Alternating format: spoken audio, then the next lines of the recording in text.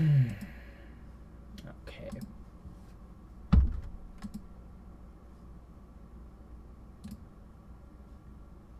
Right.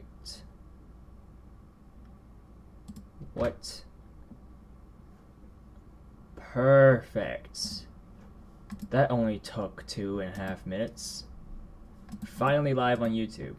Alright, so once again, Buenos días, mis amigos. So today, I want to start something slightly different. Hopefully, it doesn't like ping the stream or anything. But I'm gonna basically I'm gonna grab. There's this video called the Spanish alphabet song, Orale el alfabeto, word the alphabet.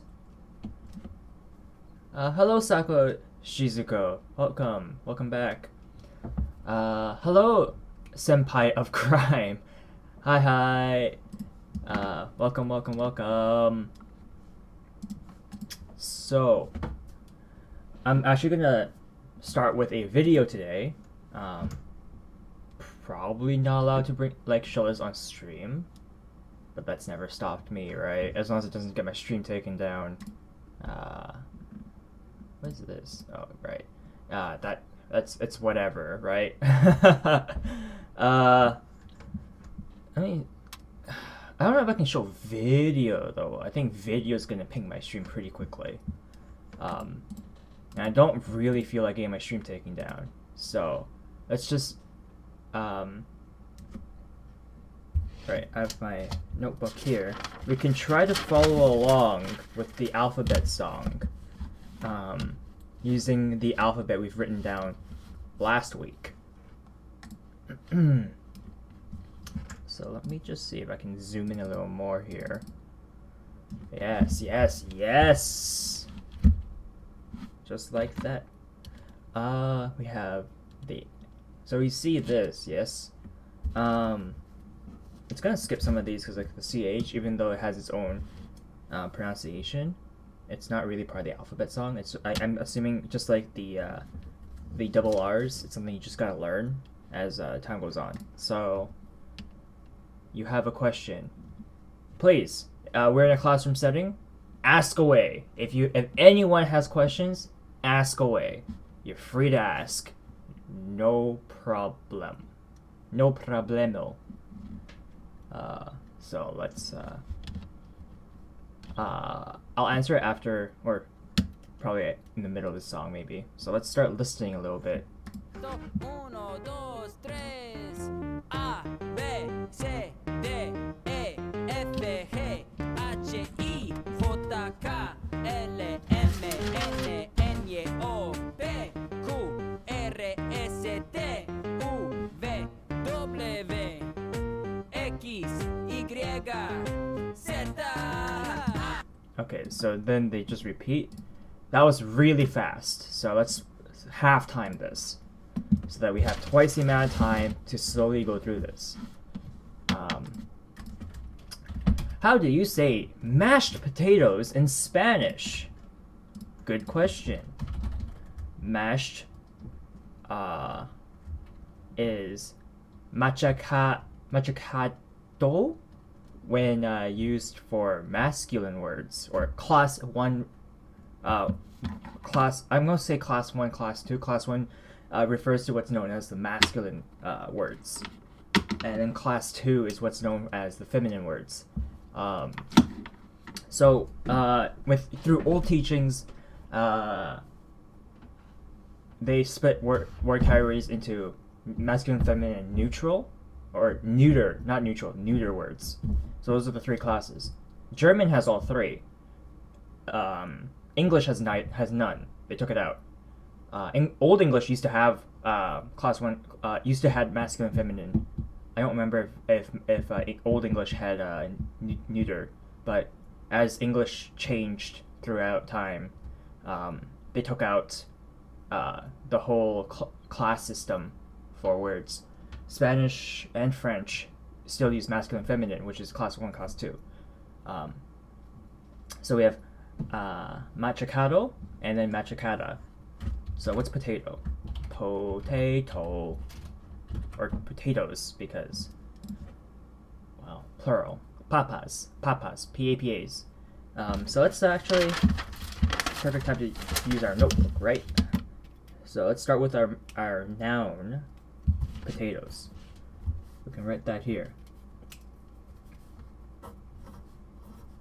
Potatoes. Theirs are pronounced differently than English. Wow, Spanish does not tell me this. Indeed they are. Indeed they are. Potatoes. Hopefully that's readable. Equals. Papas. Papas. Let's listen to this on Google Translate. Papas. Right. So I have a friend who speaks Spanish. Yes. And they told me that the pronunciation based that Google Translate uses is a little off at times. It's not like accurate 100% of the time. So I'll try to slowly stop using as many. Slowly stop trying to use this as frequent. But for now, because this is all I know to use, or this is all I have in my arsenal to use right now, this is what I'll be using. So we have potatoes equals papas. Papas. And obviously potato is not you can say papa for potato. Oh, thank you. I don't my handwriting is okay. It's okay. But that's because I say that because I have friends who write way better than me, like print much neater than me, whereas I have also friends who print in code is what I'll say.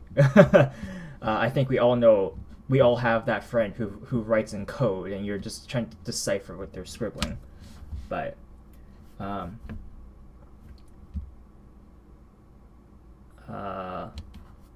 there's another word for potato. Don't need to rewrite this, I don't think. Patata. That's for the non-plural version. Can we say patatas? Patatas? Yeah. I think we can. Potatoes. So, patatas. So I'm a little zoomed in, which makes this a little more difficult to put everything on screen in here through my camera. But potatoes, papas, patatas, and then now we're going for mashed.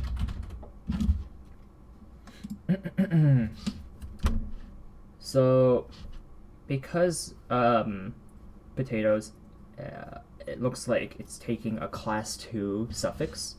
The a in Spanish, class 2 suffix class 2 usually have the a suffix to them, usually. So Spanish dictionary. Patata.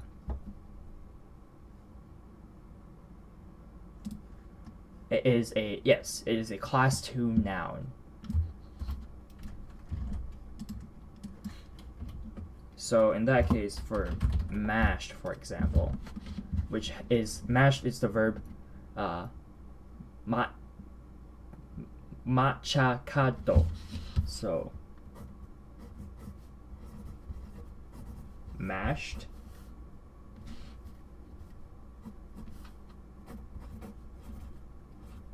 machacado. Well, that's mash, like without the ed, but with the ed, because it's taking a class 2 verb, we follow suit is how I'll say it. The verb copies or takes on the suffix of the noun it's affecting. It's modifying. So this was machacada papas.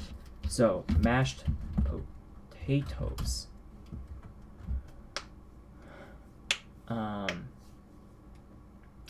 It looks like mashed potatoes actually have its own phrase, and it looks like, according to Google Translate, it is a class 1 phrase. So I didn't know this, but this is pretty cool. This is actually pretty cool. So I'm learning. I'm learning somewhat here. I'm sure my friends will correct me, and I will have the correction in the next video if I am doing this completely wrong. But that just comes with learning. Equals. And I read that below it. I guess I can also write equals here. I'll get to your question right after I finish this sako. Mashed potatoes. It is L. L, that's important. This is a class 1 determiner, by the way. And I was going to go through this today, talking about nouns and their determiners, the definite and indefinite articles.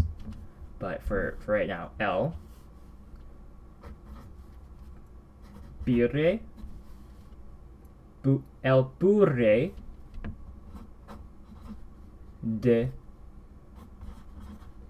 patatas. This can also be papas. Either or works here. So these two are interchangeable. Same thing, same thing. Mashed potatoes. El puré de patatas. Or papas. So what does adelante mean? Good question, good question.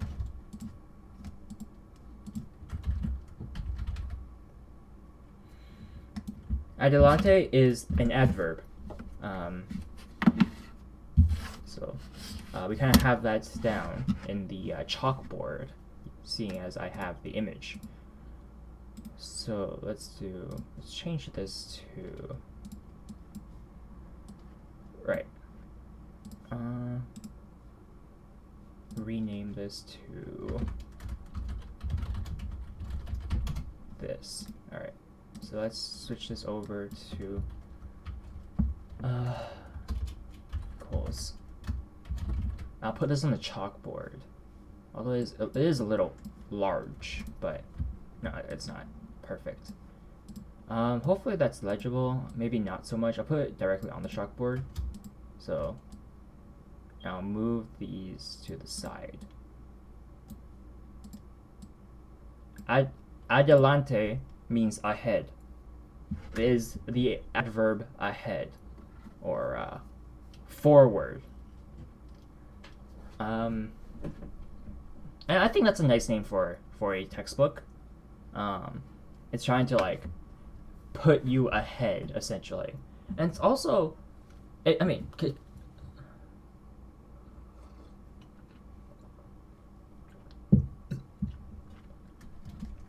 Let's see. Alright. Okay. So the reason I asked you this question is I'm Hispanics from Puerto Rican descent, and we say mashed potatoes like this. Papa majadas. Oh, papa majadas. I've heard of that phrase, actually.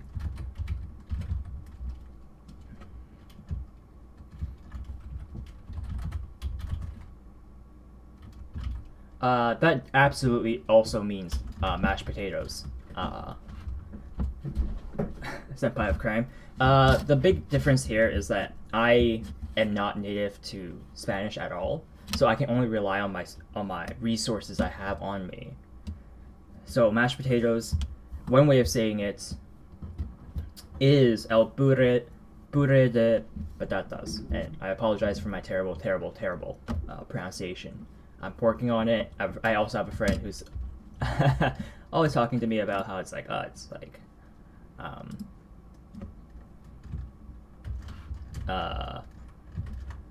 you know, it's something I have to work on, which I totally agree on.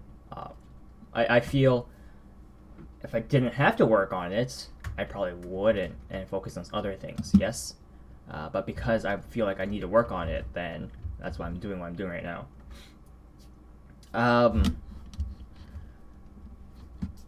I think personally, because I don't know the phrase either way, I would argue both means the same thing. As long as they're mutually understandable, like, oh, by the way, thank you for the follow. I don't know why I didn't hear it. I haven't oh, you know what? I haven't added the alert box to my current my alert box here. Alright. Apologies. There should have been an alert when you followed. My bad. I'm sorry. I completely forgot that I don't have my alert box in all of my sources. All my OBS setups. Right. I would say that as long as, of course, much love. My chat and I are learning some Spanish. Thank you. Honestly, I think as long as, like, when you say a phrase, and the person on the other end that's like listening to you understands it, it's perfectly fine. But even in English, we have a lot of ways to say the same thing. Although maybe not phrases of sorts, but ideally, as long as you get the idea across, that's what matters. Okay, so let's now that we got both of those questions out of the way and completed them to a satisfying degree, let's go back to the alphabet, this time at half-time speed.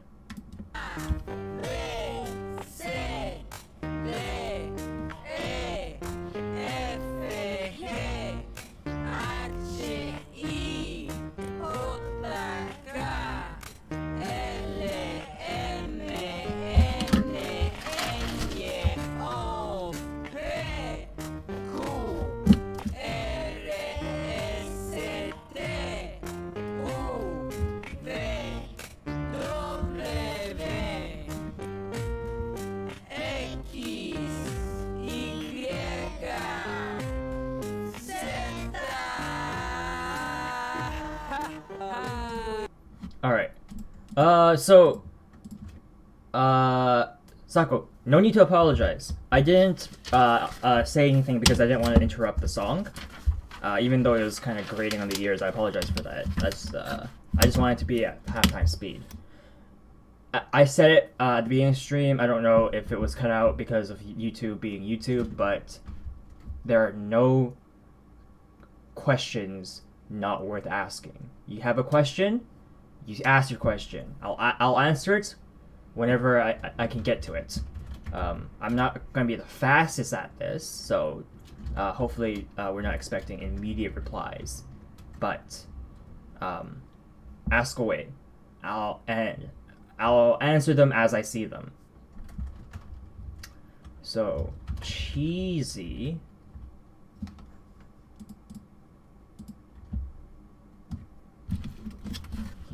Let's go with the adjective cheesy now. And don't worry, you don't really ever interrupt. I hope you don't ever feel that way because you're using text format, so I can see and read what you're asking me. It's not like a classroom where you have to like raise your hand or like shout at the teacher. No, you write that out. I see it in chat. And I know it, and therefore I know that you have a question, and I should be answering it sometime soon. So this is nice. This is a nice way of doing it. I found that that's pretty awesome, especially like because due to the whole lockdown and everything, I started to finish my classes online, and we did that through a program called Zoom. So it was a very fun experience. Zoom was one of the biggest things is that it allowed the people who are normally very shy, who don't answer, to actually answer because they just type in chat. So chat allows for a lot of things. It's a powerful tool, and I hope everyone will be using it in my stream. So cheesy. Adjective word. Because it is a word that modifies a noun, it has two forms. It can be for class 1 or class 2. And for people who are unfamiliar, when I say class 1, class 2, it's just referring to the classification system known as, more commonly known as masculine or feminine. So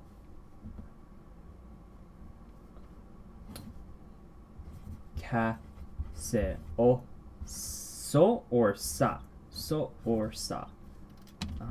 That makes it look like sola. So or sa. And we know what potato is. So cheesy potatoes. Okay. So I promise you, perhaps my attitude, but definitely not my knowledge. You want your teachers to be far more knowledgeable than me when it comes to these topics. Alright, so in English, we use the adjective term cheesy, but for just cheesy potatoes, it's funny because when I type that into Google Translate, it seems to have chosen the phrase for cheesy potatoes, which is potatoes with cheese. So we're learning adjective words here, and verbs. Verbs. Machacado, or adjectives like casioso, casiosa, and then we're learning nouns in potatoes, papas or patatas. Now, let's say we want some cheesy potatoes. Not gonna lie, that sounds delicious. It absolutely sounds delicious. So, in Spanish, as far from my understanding,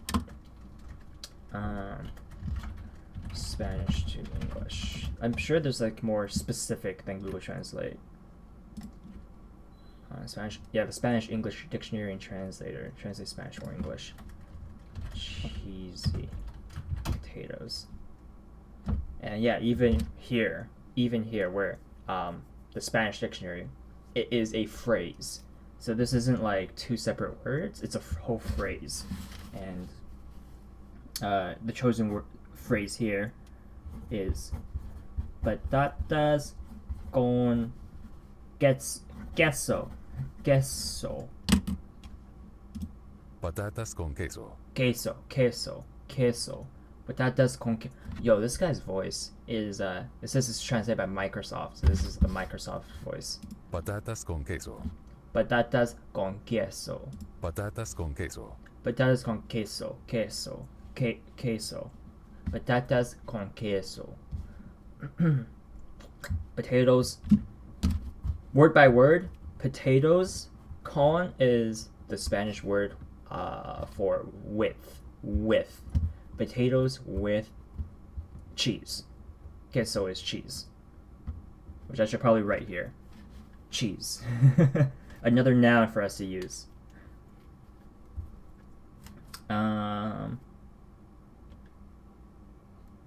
You're correct, Sako. You're very correct. I'll write that in my notebook here. So let's create a border. Something to divide the two. Cheese equals el queso. El queso. Patatas con queso. I think I'm just not going to use Google Translate now that I have this.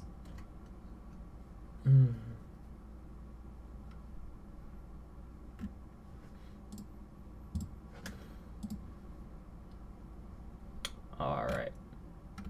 Turned off ad blocker for this website, and I'm seeing all these.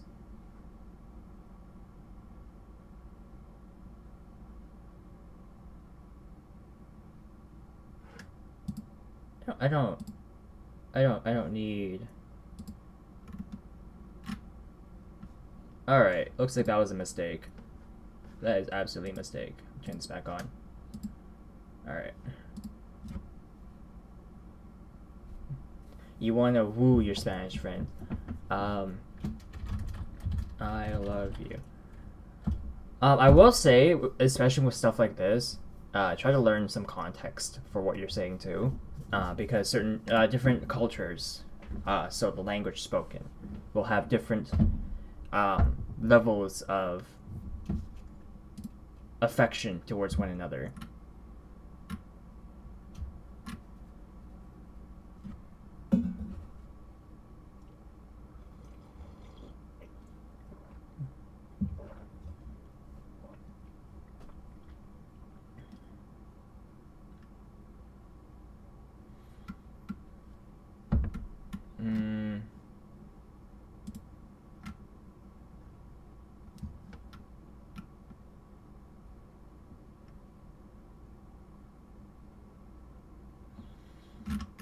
Okay. So the phrase. This is going to take up a lot of space. So let's move on to our next page here to work with. So the phrase in question right now is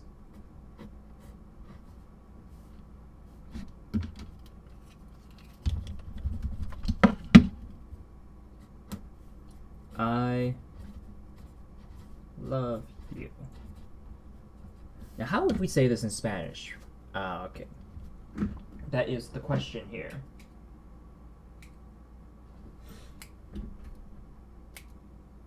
Okay.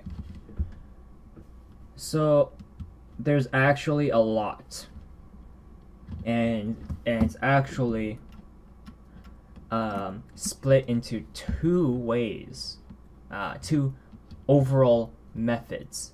The first one is in regards to you talking to a single person. So it's just one other person that you're talking to or talking about. Whereas another one, you're talking to multiple people with it. Like, in case of like multiple people, it's probably like the I love you to like your parents or something, right? Your family, I love my family type of deal. That's so. Let's start with the singular because that's. It sounds like you're looking for the singular version. So we have what's known as the informal singular. So this is the informal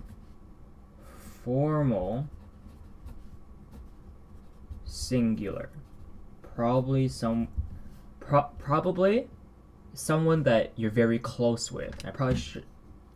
And with this, now that I'm a little more zoomed in, I hope it's more visible to everyone. Obviously, if you're using like a mobile device or a tablet, it might not be that visible. But hopefully, with a computer screen or a laptop screen, it is visible enough. Probably want to make this a little larger.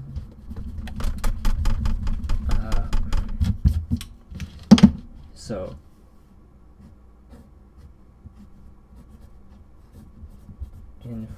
Informal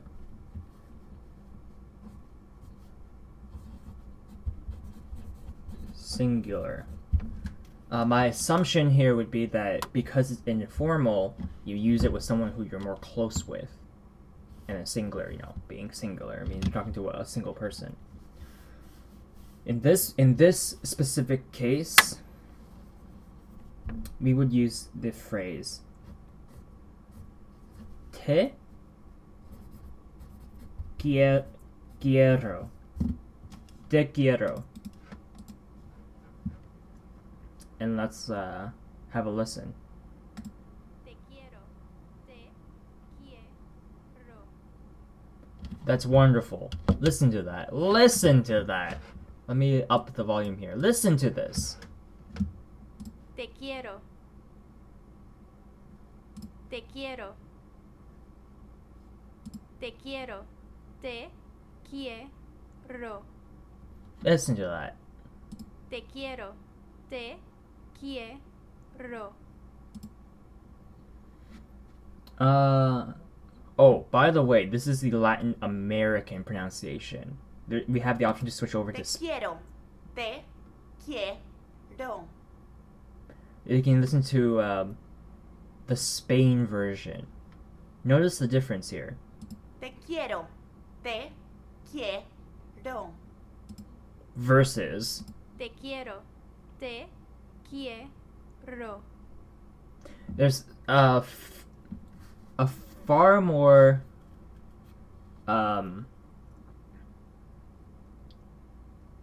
large emphasis on the ro. Te quiero. Te quiero. Whereas the Spain version is the R is much less focused upon. Te quiero. Te quiero. Te quiero. Te quiero. Right. A possibility that I can actually try to guess on why this is because I was taught that in Spain, one of the kings they had in the past spoke with a lisp. If you don't know what a lisp is, try to listen to Enrique Iglesias' songs in Spanish. He sings with a lisp.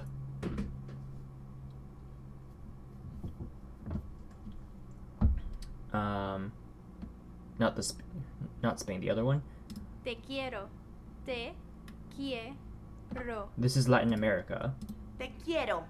Te quiero. I definitely think you're talking about the Spain one because this is the Spain one. The Spain one to me, at the very least, sound a lot more intense.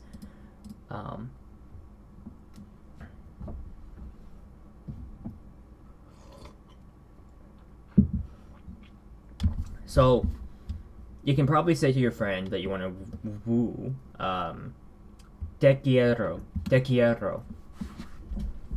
which simply means I love you. You can be more romantic with it, right? I love you from here to the moon.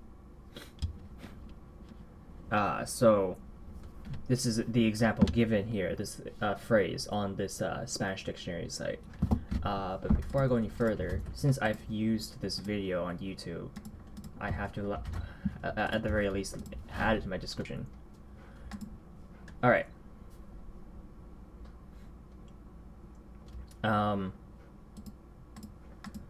So let's add the phrase, the romantic phrase here. I'm gonna try to save. I say I want to try to save space. No, forget that. We don't need to save space. I love you.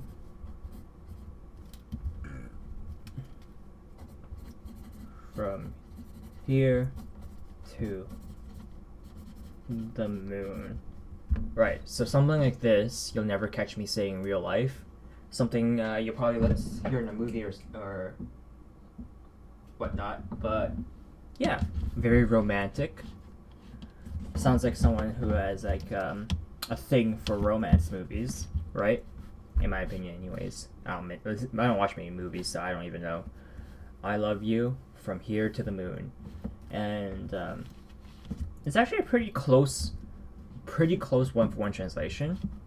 So the phrase, let's start with the phrase, I love you. Te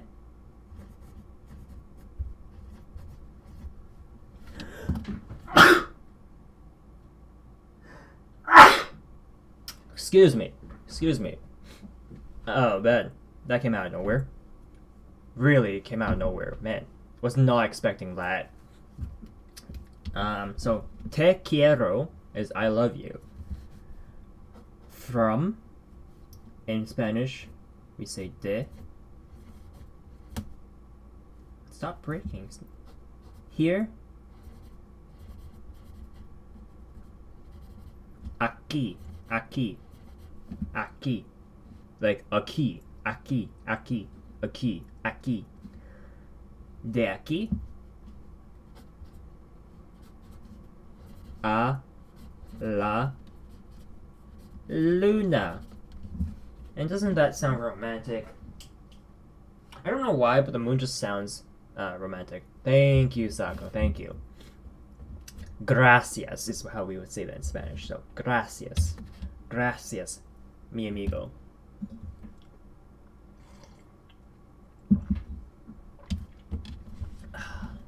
Te quiero de aquí a la luna. I don't think I have it. There's gonna be any like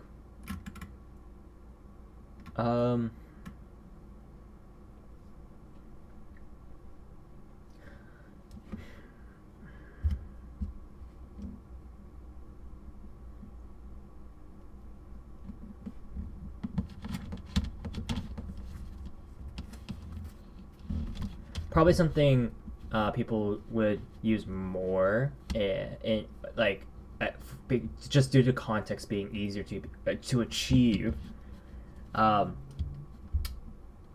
There's two things. There's actually two things you can say here.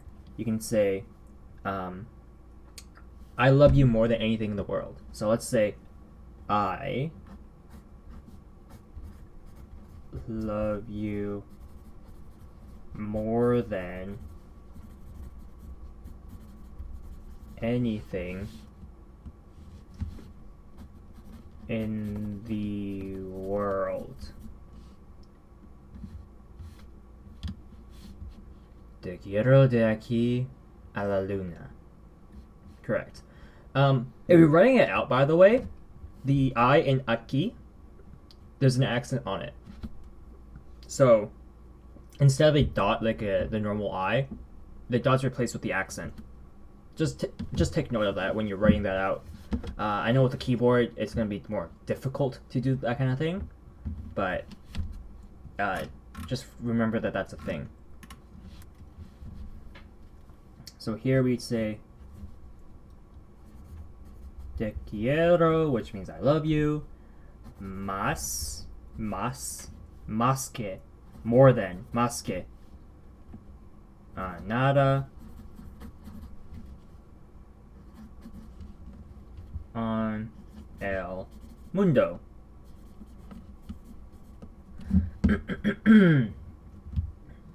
So again, very close to a one-for-one translation here. Te quiero más que a nada N. This is N. Like in English we say N for the letter N. In Spanish, en is pronounced also N. En el mundo. And it's also pretty much a one-for-one thing here where we can connect the phrase I love you to te quiero, and then more than is más que, a nada, which is anything. It's like a way to say anything. In the world is en el mundo. In is en, or one way of saying in anyways. The el world, mundo. And here I have two sentences that seems to have audio, which is why I want to go for the sentence, right? We have no, I love you more than anything in the world. So no, te quiero más que a nada en el mundo. No te quiero más que a nada en el mundo. Holy, that is fast. No te quiero más que a nada en el mundo. No te quiero más que a nada en el mundo. That is fast. Woo! No te quiero más que a nada en el mundo. So, I say that's fast. For a native Spanish speaker, that's normal. But, again, that's me thinking it's fast. ¿Por qué te quiero más que a nada en el mundo? So here's something slightly different. This, we start with por qué. And this means because. ¿Por qué te quiero más que a nada en el mundo? Because I love you more than anything in the world. ¿Por qué te quiero más que a nada en el mundo? Right.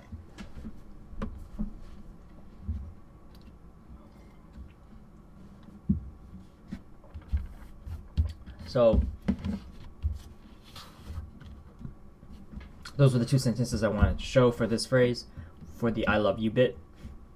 And this is, by the way, the informal singular, and most likely the one that you're looking for when talking to a single person.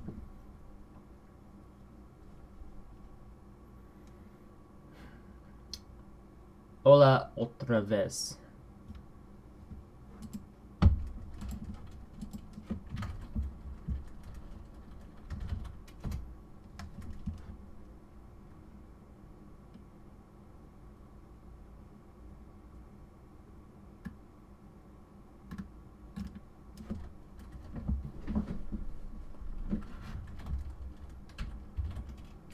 I'm trying to figure this out.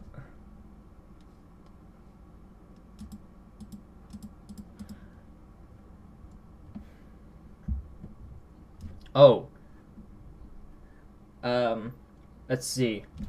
How do I say welcome back?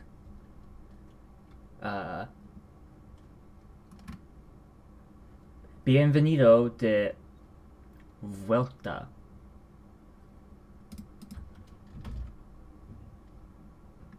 Bienvenido de vuelta.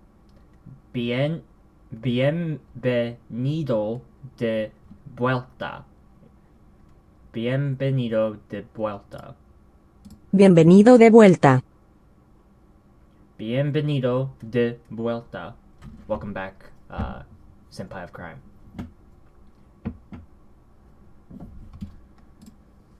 I like this new page I found. I really do. They have phrases and everything. It's so lovely.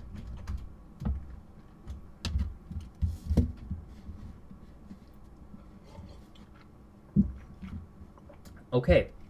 I'm not gonna touch anymore, by the way. There's like 7 or like 6 different singular ways of saying I love you. And it's dependent on situations, but specifically for if you want to, like, you know, say it to like a friend or something, this is the one you're looking for. But this is absolutely more for if you're I feel this is more like a step ahead in your relationship, maybe.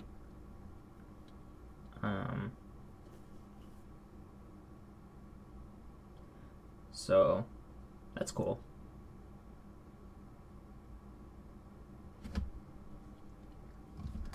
I'm just thinking, I think it's time we go into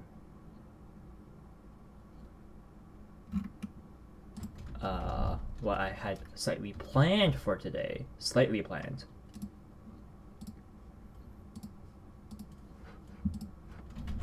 And that is, we start with working with nouns and articles. So for those who don't know what articles means in a language context, those are the definite and indefinite. Should you not say that to your friend? I mean, if you like them a lot, then, or if you're a romanticist, will they take it the wrong way?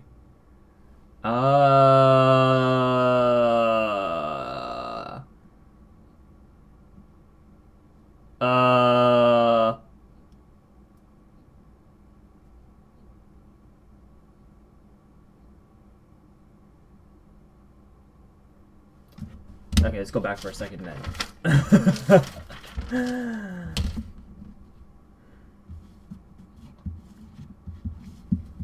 I think te quiero is fine.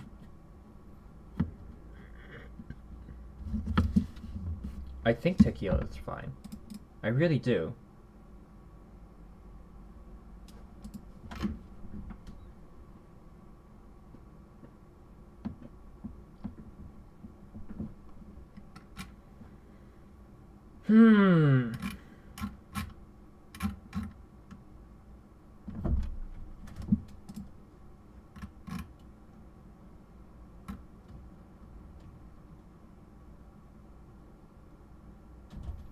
Maybe it's a little much. Maybe it's a little much. Maybe.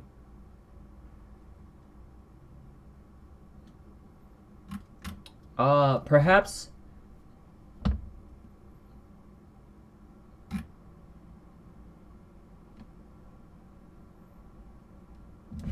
Okay, so perhaps,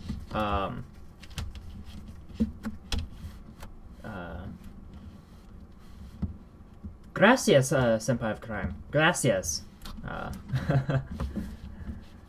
I've been getting a lot of compliment about my avatar, which is interesting. I say that because I crafted it myself. It looks exactly like me, by the way. Me being a cat boy and all that. Maybe it's a little much. Oh boy. Yeah, Sako, you might be looking more for the phrase here. That's draw a border so we know that we're talking about two different sets here. Te amo. Te amo. Te amo. Te amo. Te amo. Te amo. Te amo. Te amo. Te amo. Te amo. Right. So we have te amo. Hi, other streamer. Oh, hello. Or hola, Fundy Live Pro. Bienvenido. Welcome. Bienvenido.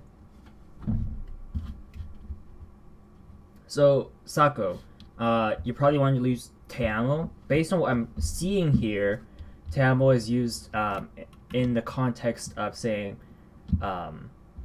it can still mean the very strong I love you type deal, but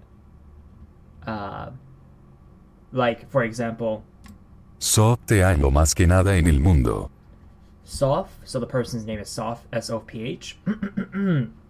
Te amo más que nada en el mundo. I love you more than anything in the world. So it can still be used for the same context, right? But I see here, Eres mi hermana y te amo más que a nada. okay, that's probably completely intelligible.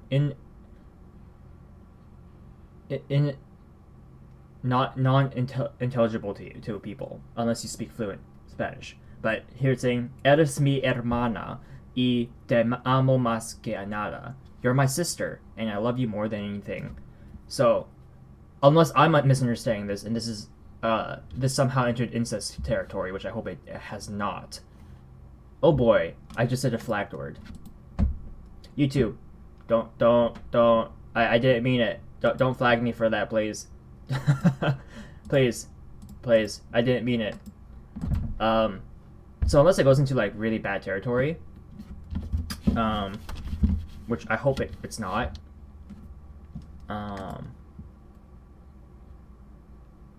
This should be the more normal way of saying, the more normal way of saying, I love you, perhaps.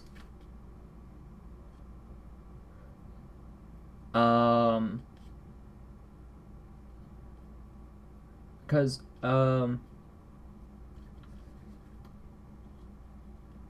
I think a much easier or a much better example than those is Su familia y amigos están aquí porque te amo, Ronald. this one is a lot better. Su familia y amigos están aquí porque te amo, Ronald. Your family and friends are here because they love you, Ronald. Ronald. So that's a much clearer, crisper example of what you're looking for, by the way. So let me write that down.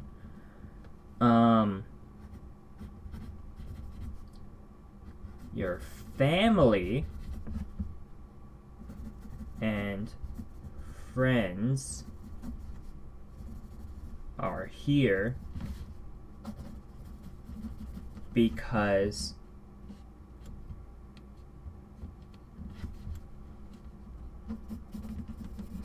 they love you.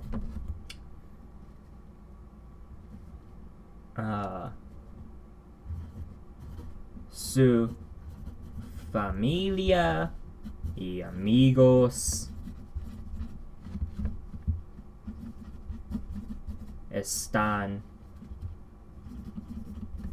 aquí.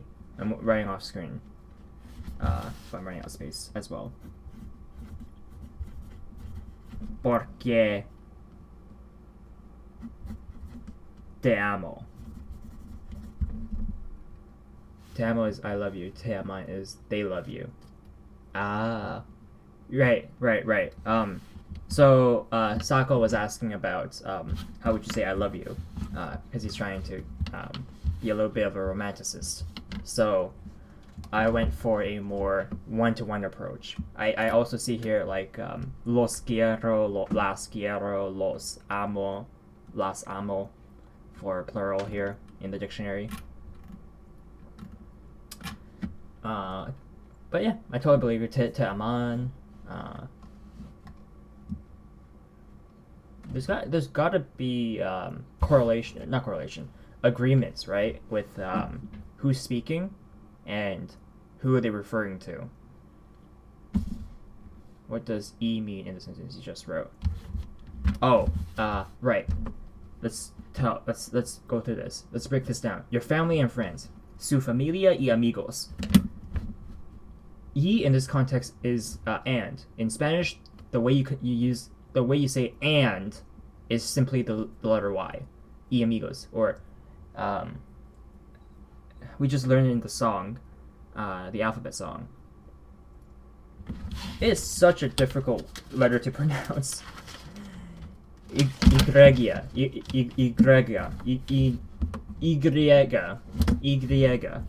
So this means and. Your family and friends. Su familia y amigos. Your family and friends. Are here. Están aquí. Están is the conjugated verb of to be, and that's the same thing in English. To be, is, are. These are just because in English the verb to be is an irregular verb, so is an are. Are is the conjugated form of to be. It means plural. Present tense plural is are. We use are in English. In Spanish, they use están aquí, and we already learned aquí means here. And just like above, in the above example, the word because, porque, it's because they love you, te amo, or te aman, according to Senpai of Crime. Let's take their word for it. Te aman. But for this specific example that I wanted to show you,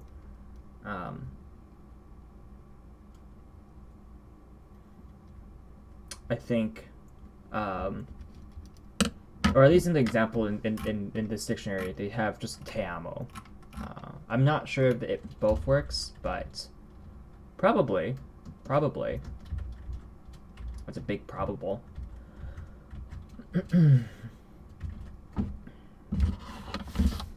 So yeah, pretty good. Pretty solid, I would say. Pretty great. Bien. I want to say bien means good. Yeah, bien. So as we're in this class, I want to slowly transition to different words in Spanish instead of keep saying them in English. Who knows? Maybe by class 100, we can start speaking in Spanish for our sentences instead of constantly saying things in English. We'll get there eventually. That is the goal of this class. This class isn't goalless. The goal is to just learn, right? And improve as we continue. So moving back, I'm going back to the Adelante textbook. We're an hour into class, and I finally get to go to my textbook. But not a bad thing, right? People have questions, I answer the questions, and we all learn something new. One person asks a question, another person can have an answer for them. Perfect. That's exactly what classroom setting's for. Obviously, in a classroom with a teacher, they have material they need to get through, so they're restricted by what they need to teach within an allocated amount of time. This being a stream, and me not being a teacher, and thus not having the responsibility of one, means I can be a lot more free of how I go about things. So yeah, let us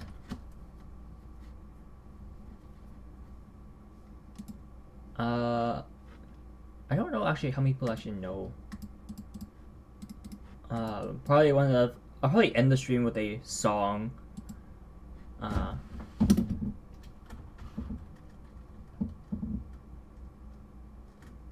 I, I, uh, I don't know how many people know the song. It's by Luna. It's pretty old now, but is it not by Luna? Is there an older version even? Perhaps okay. So maybe Luna just made a cover of it, but there's a song called "Vamos a la Playa."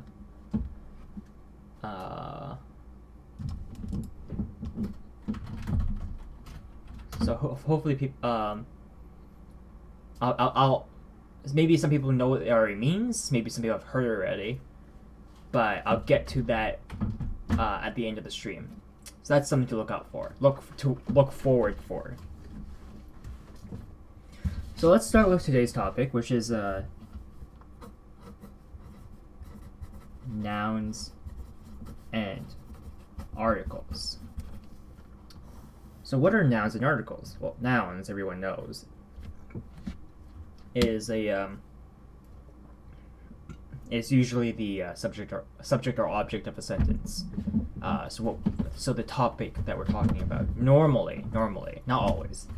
This is just one of those things where it's a generalization.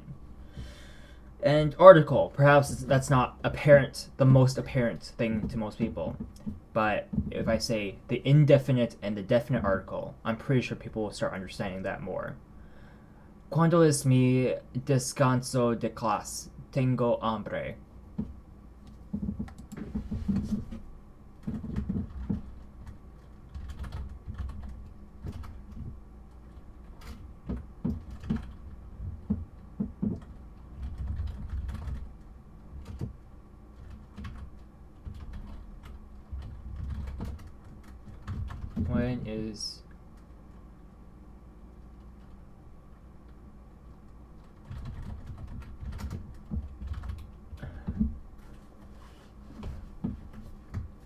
When is the end of class?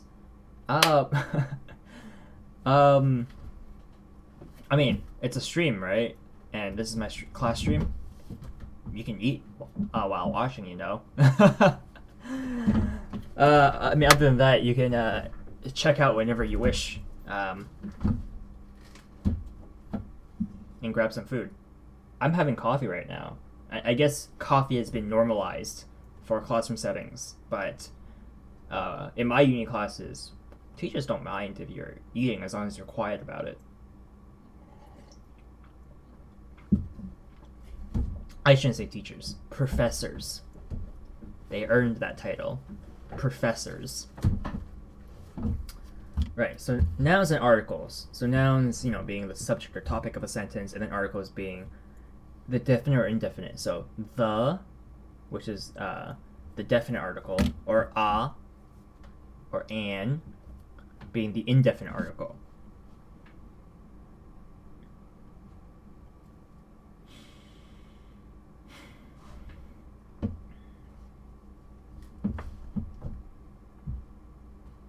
So, you want coffee? I always brew my own coffee in the morning whenever I wake up, just so that I can have it. All right, so in this textbook, because it's a language textbook, so it's going to continue to use its normal way of classifying words that I think most people are taught growing up as well. You have the masculine and the feminine words. Now, because of the way we've classified them, obviously the older audience who have probably a more fixated worldview on life and matters at hand won't be so kind to such words. And it was very apparent in my linguistics class when we came up to this topic. So we have masculine, feminine. Did I spell that wrong? I spelled that right. Completely illegible. there's no way you can read what that is. But basically, it's a way to classify words, because that's just how language is. Different words have different classification. They will hold different, and it's just how the whole language system is. But in our case, for this class, I'm actually not going to be using that system, because as a student of linguistics, I've learned about class systems. Because in linguistics, we look at this more in a much more formulaic way than a normal language learner. And by formulaic, I quite literally mean everything's a formula. You take the root word, you add a suffix, so plus a suffix equals the actual word itself. So let us take boy. So just as an example here, we'll use the term boy or the boy. In Spanish, we simply say el chico. Yes, the boy, el chico. So in linguistics, we can actually break this up. How do we know how to break it up? Well, we know that the girl, probably shouldn't use a capital B here since boy isn't anything special. We say la chica. So what we have consistencies and non-consistencies. The being consistent on the English side of the brackets. We understand el and la also means the, but there's a difference. Both of these mean the, but they're spelled differently. But that's okay. It's just a rule they have where the article also gets conjugated along with the word itself. So we have boy and girl. A boy is a young male child. A girl is a young female child. In Spanish, we have chico and chica. What's the difference? The O and the A. Just by changing the last letter, you go from boy to girl.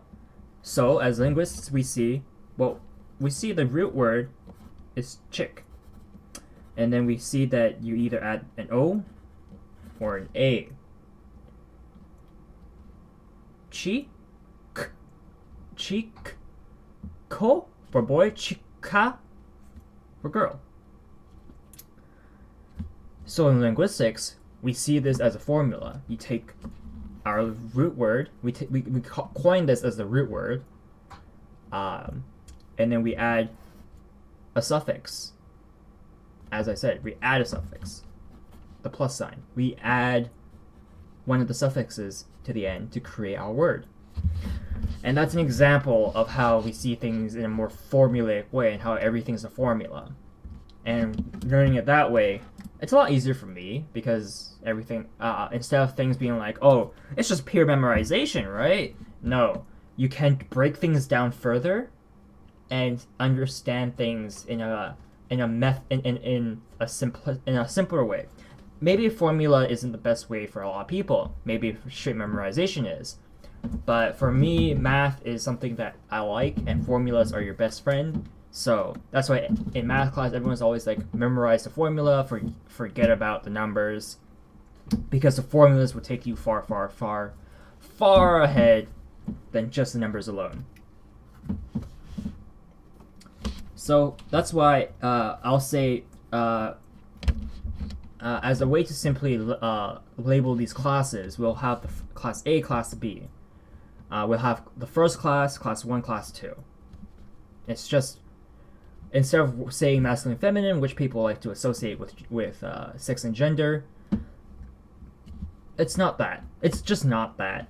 It's simply how we classify terminologies, how we classify how we're going to be conjugating things. So in class A or class 1, we conjugate them using the O suffix. In class 2, we conjugate things using the A suffix. Looking at it that way, it's so much easier to just say, oh, I get it, in my opinion. Because you see a word that's in class 1, and you realize class 1 means, oh, they take O suffixes. Easy. It's one of those things where you just gotta pair them together in your head. And it gets easier with time. So let's continue with examples here so that we can get a more visual look to this. So words, bigger, I want bigger, ending in our O suffix.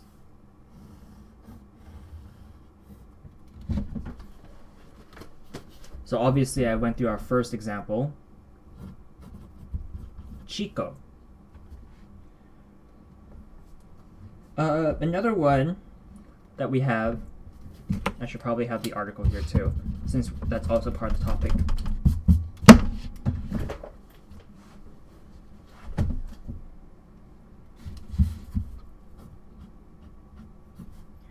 El Chico. And then we have El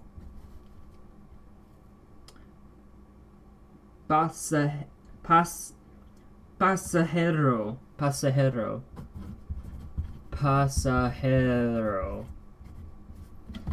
Am I saying that right? Pasajero.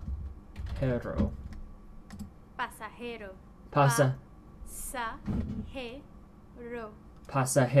Pasajero. Yeah. So this is passenger, except because we see that it's taking the O suffix, this is class 1, and this in particular is referring to a male passenger.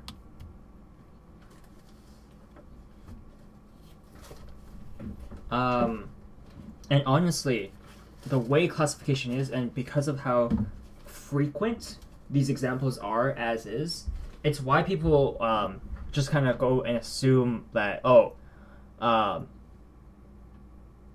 masculine words all mean male things. No, that's not the case. We have non-animate objects that have no gender. We have masculine words that refer to female objects, or female things in life. And we'll get there. Don't worry, we'll get there.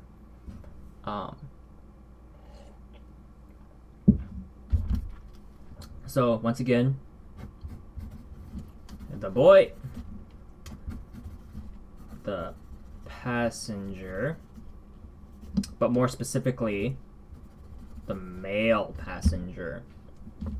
Right.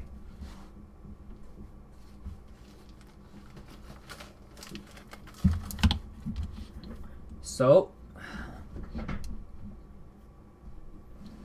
I'm going to do this as class 1 nouns.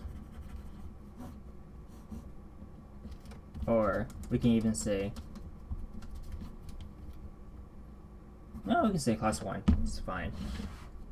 Class 1 nouns. We have ending in -o. We have ending in -or. So, example is el conductor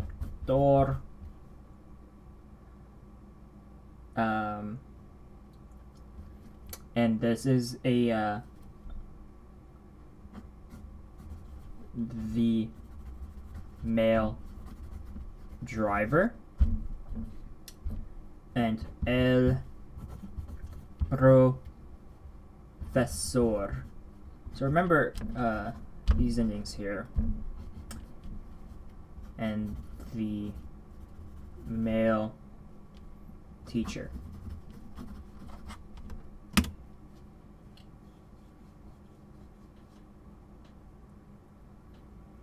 Because this textbook is geared towards, the younger audience or people just learning. Making certain connections is fine. It gets the learning process faster. But the thing is, it puts people in a very specific mindset that I don't want them to be in, personally speaking. It'll make things down the long run, down the road, to be much easier, in my opinion. So it's a bit more of a steeper entrance, but once we get the ball rolling, it'll be a lot faster and a lot easier to understand. And finally, according to this textbook, ending in ista.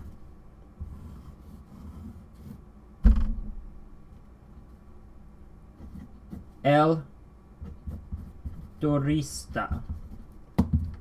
Just be a little more consistent here, shall we? El turista.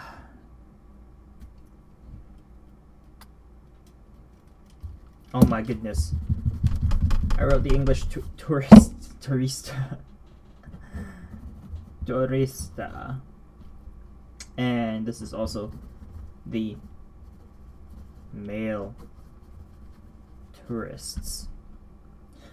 Now, taking this set of information, this set of data, one would make the assumption that,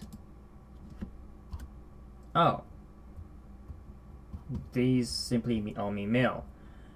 Well, I just want to point out the biggest consistency in all of this. No matter what changed, no matter how different everything is, the one thing that stayed the same throughout all 5 of these examples. L. L refers to the definite article for male, for male nouns.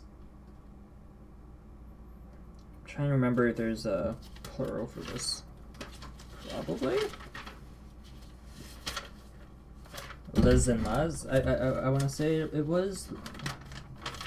Yeah. So it's the singular as well. Now we can move on to class 2, which is going to be very similar actually.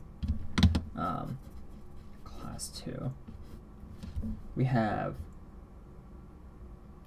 Okay, I did miss one back here.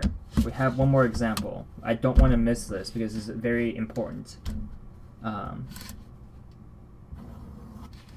It doesn't end in these either, by the way. We have el hombre, el hombre, the man.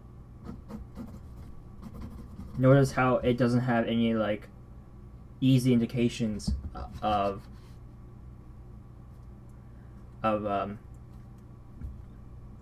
which class it belongs to. Simply put, the L is the single consistency that connects this word to the rest. So knowing the definite article greatly helps in all this. So class 2 we have la mujer, the woman. I think it would be more consistent, huh?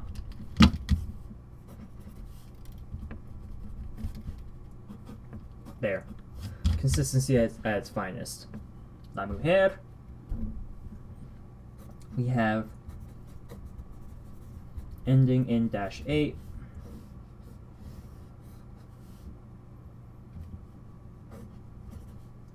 La chica. The girl.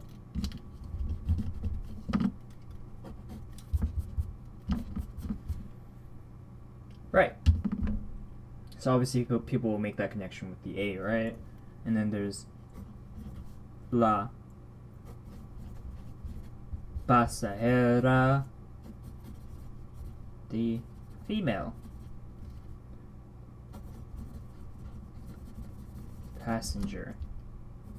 Again, the -A, ending in dash hora. We have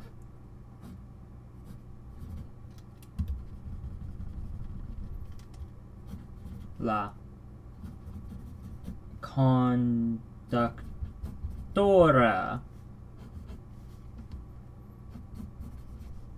the female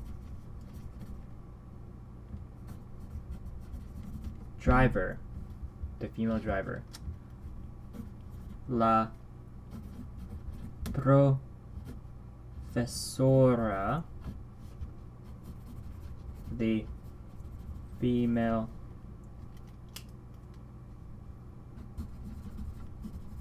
teacher. Okay. The female teacher. And then finally, ending in ista. Notice how ista makes a return on the class 2 side.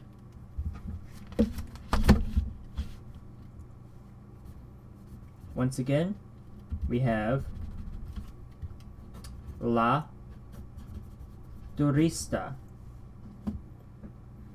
Now that I'm doing this, it's like no music is also no bueno.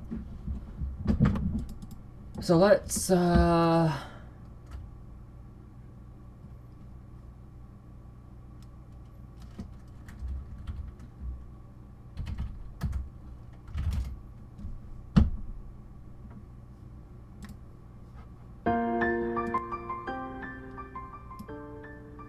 add a little bit of music here.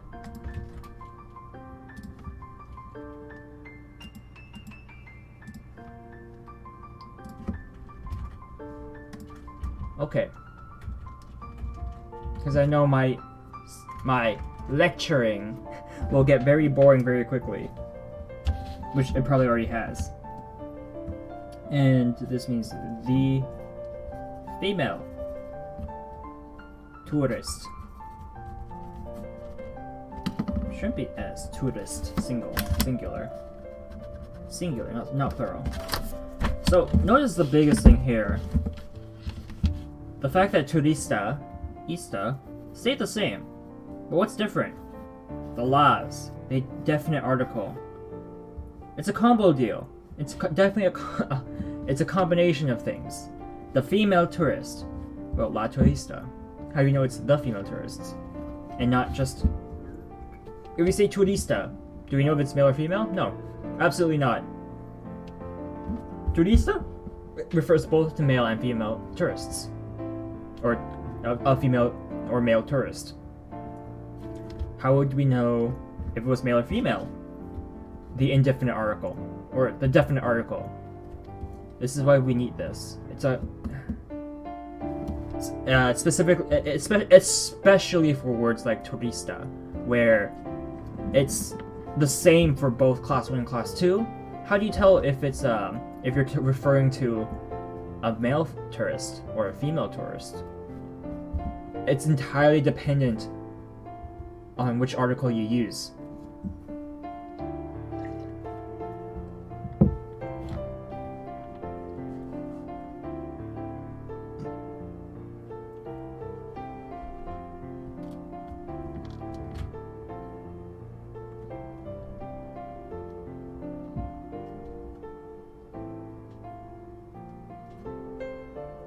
So let's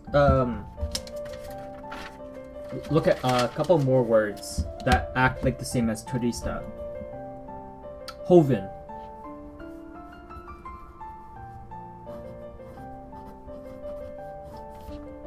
Hoven,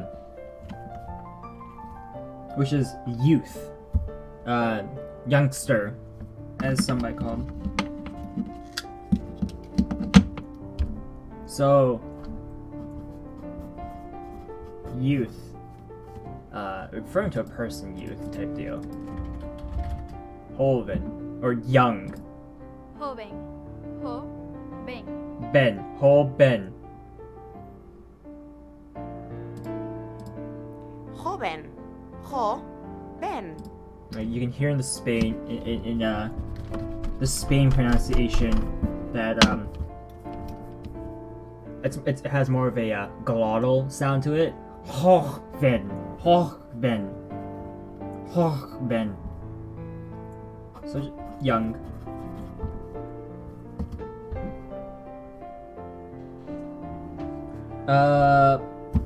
We can say El Joven for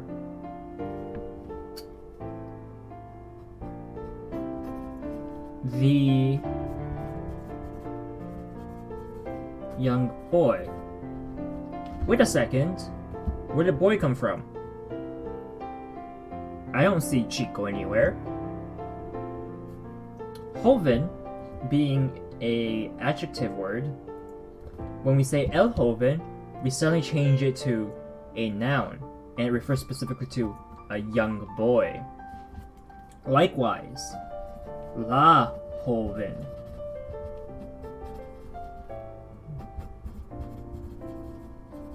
The young girl.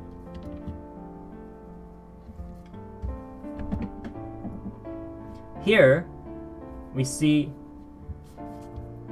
the difference being the article, El versus La. Suddenly we changed from our noun changed from boy to girl.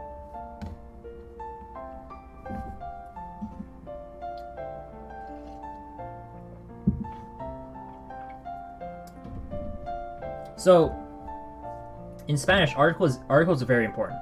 Very important. It helps determine what you're talking about. Another example that uses the e ending.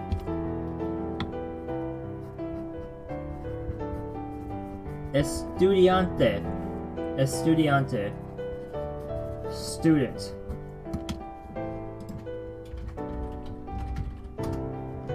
Let's lower the music a little bit more. Or actually, I already did a lot, huh? Okay. Estudiante. Estudiante. Estudiante. Es. Tu. Dian. Te. Estudiante. Es. Tu. Dian. Te. Estudiante. Student. Right. So you can have both male students and female students. Well then, which one are we referring to? Once again, it's dependent on if we say El estudiante or La estudiante. They still both mean student, but here, this means the male student. It's referring specifically to the male student, whereas this one is specifically referring to the female student.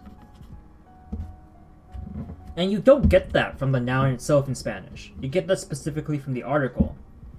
The noun is consistent. Estudiante. There's no difference. It all comes from which article you've used. El, la.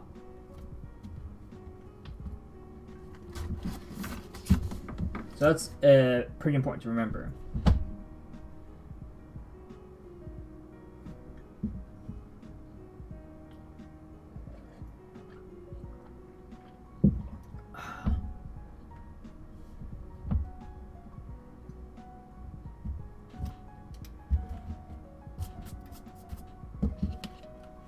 Alright, let's look at some more vocabulary words. As we've done so far, we've looked at the man, the boy, passenger, driver, teacher, and tourists. We've looked at 6 different terminology. Well, 7, because we also have the woman.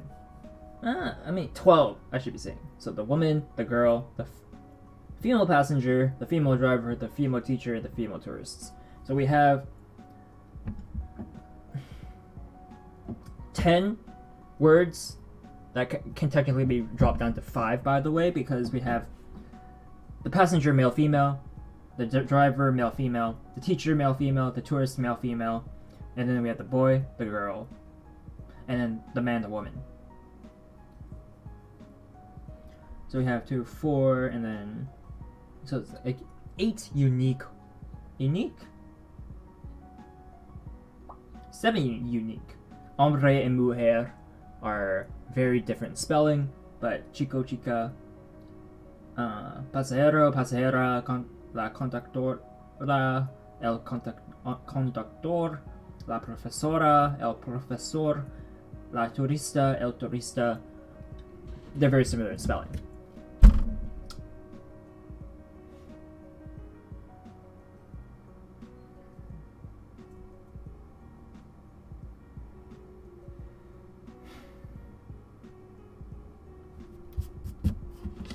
Going back a little bit, I just read something that I want to share and want everyone to have. So, let's go back a little bit more. So, profesor or profesora and turista are what's known as cognates. So let's write it here. They're what's known as cognates.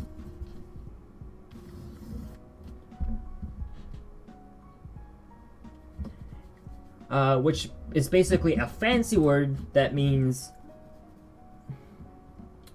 these words share similar spelling and meaning between Spanish and English. More specifically, between 2 different languages.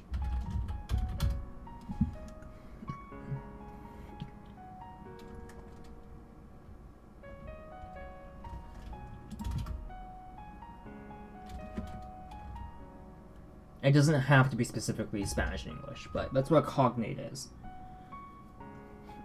And so here's some more vocabulary words.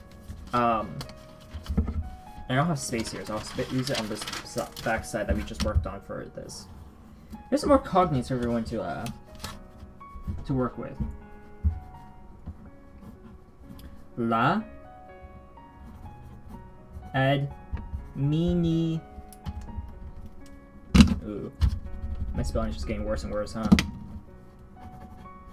Mini stra si on, I think is how you pronounce that. El animal.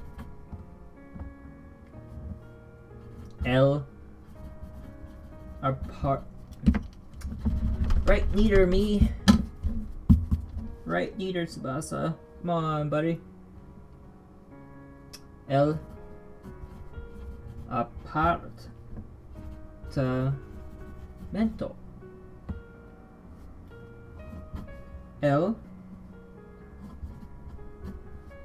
cálculo. El color.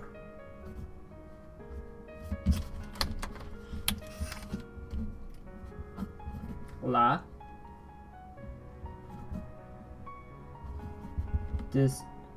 decisión.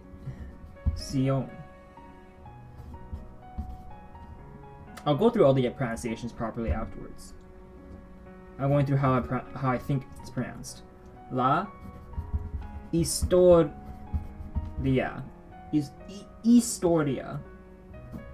La música.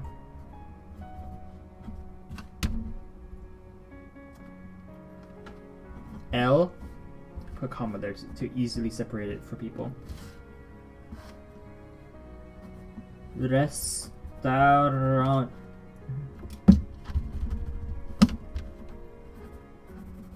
Rante.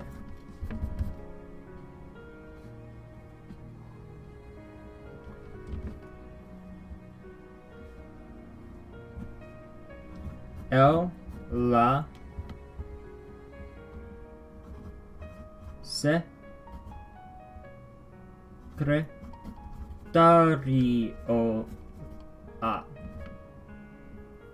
So these divides are just there to help it to write, basically save space. So administración. Administración. Administración. Ad mi nis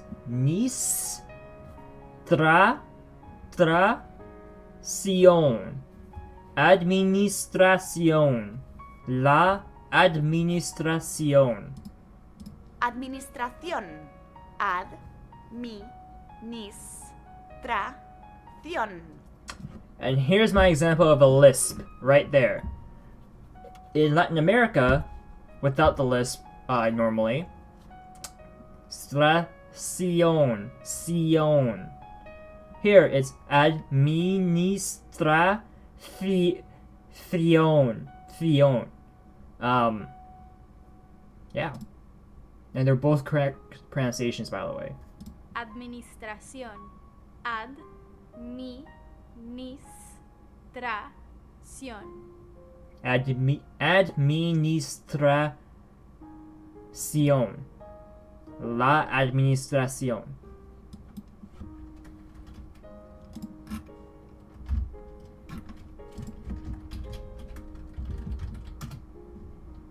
Animal. Animal. Animal. Animal. Animal. Animal. Animal. Animal. Animal. Hopefully everyone knows what animal means, because we have this word in English.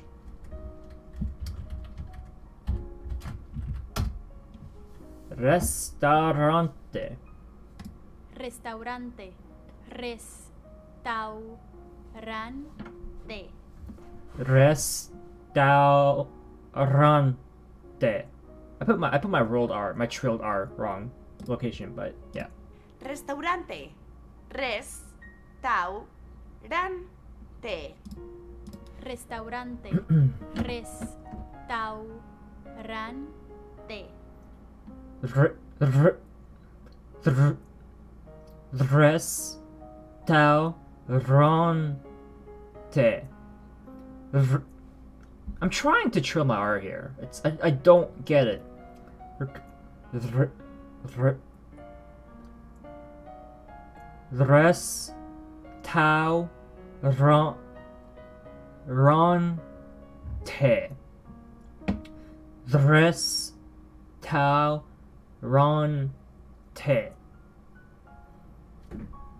I have terrible difficult time with trilling my R's. Moving on to apartamento. Apartamento. Apartamento.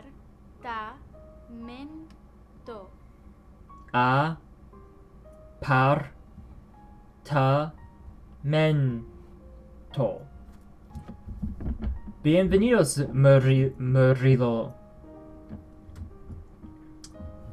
Welcome. We're an hour and a half into the stream. Spent the first hour talking with people in chat because they had some questions, which I should say right now, if you have any questions, ask away. I'll answer them when I get to them, when I see them, really.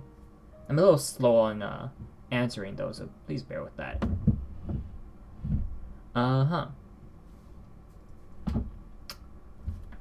El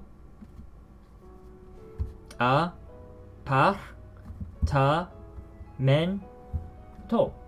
And I'm happy that you could join the stream, by the way. Apartamento. Apartamento.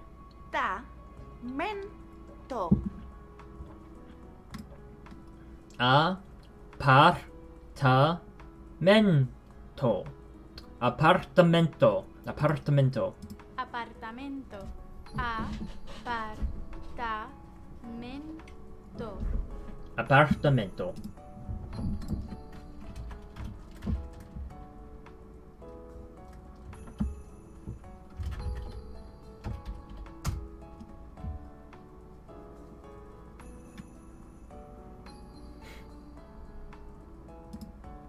Calcular. calcular, Cálculo. Es muy parecido con el portugués.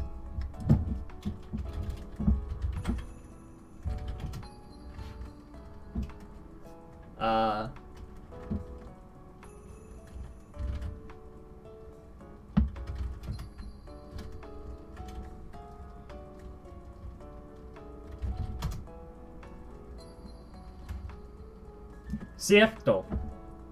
I'm trying to say it with as much confidence as I can muster. Verdadero? I've never heard verdadero. I've heard cierto quite often. Cierto. True. Cierto.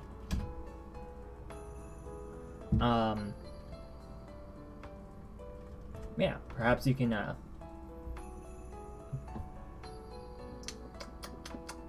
correct my pronunciation. It's a probably a poor assumption to think that Portuguese and Spanish pronouncing similar or the same, but they're very close. I understand that much.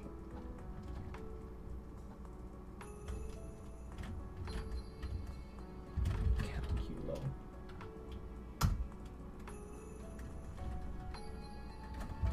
Calculator.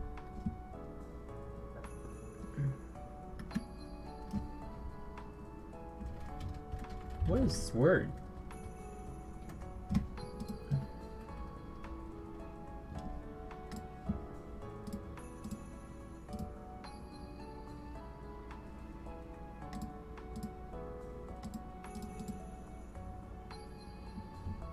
Oh, herpa derpa. El cálculo. cálculo, cálculo, Calculo. El cálculo. Calculation, right. Blanked on that so hard. El cálculo. cálculo, Cálculo. culo, Cálculo. El cálculo. El cálculo. Cálculo. Cálculo. Cálculo. That's the Spain pronunciation, by the way. cálculo, cálculo, And this is the Latin American pronunciation. I like how this dictionary, Spanish dictionary site, have that kind of option for us. Alright. Color. Color. That was English. American English. color, color, Color. color, color, Color. Color.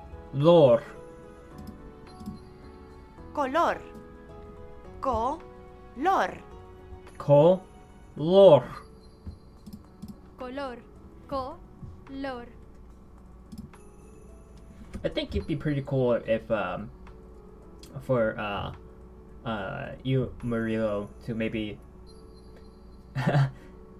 since you know Portuguese, you probably know a lot of these words already. Maybe I guess it'd be interesting to see like the differences you can find.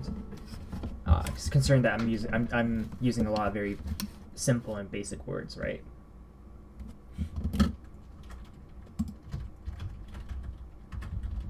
Oh my goodness.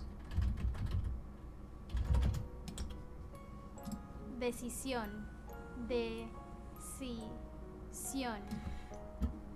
Decisión. Decisión. La decisión. Decisión. Decisión. Interesting. The lisp is on the CI, the middle section. Decisión. Decisión. Try to vibrate your tongue in the R.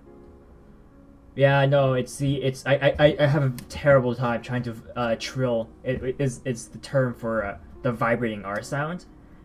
I have a terrible time trying to force that. It requires a very specific mouth orientation for me, and funnily enough, it's usually like when I'm speaking Japanese, so ra ri ru le ro, where my R rolls a little bit more than in Spanish, where it's supposed to be rolling.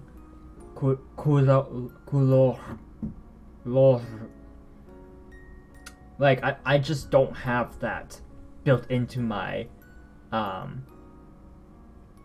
method of pronunciation.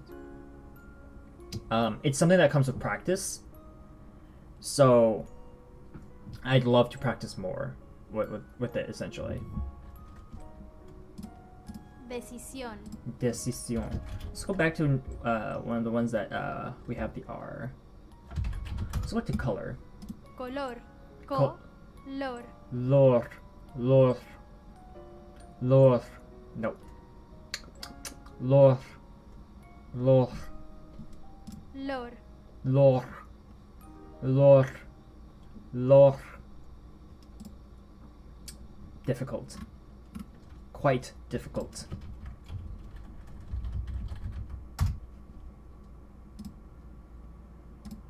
Historia. Historia. Historia.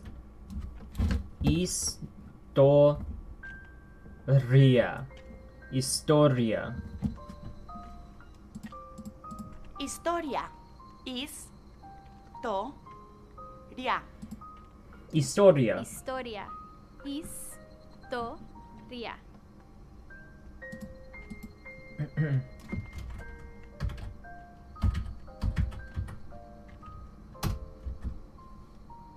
Música. Música. Música. Música. Música. La música. Música. Música. Música. Música. La música.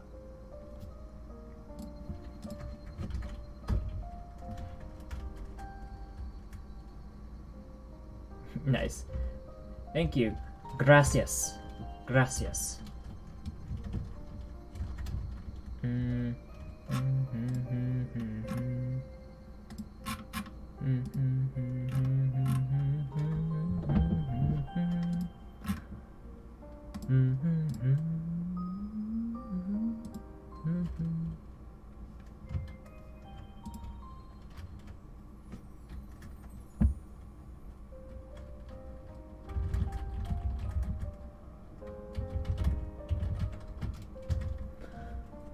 Okay, and let's do secretorio and ia last.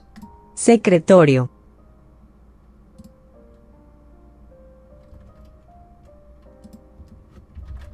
Isn't this secretary? Am I wrong? Secretario. Secretario. Yeah. I need the L, didn't I? El secretario. Secretario. Secretario.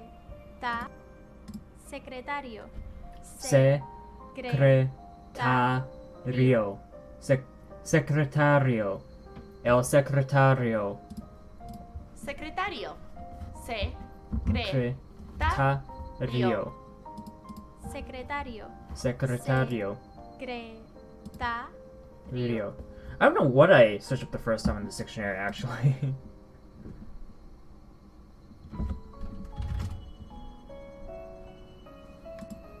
And then we have la secretaria.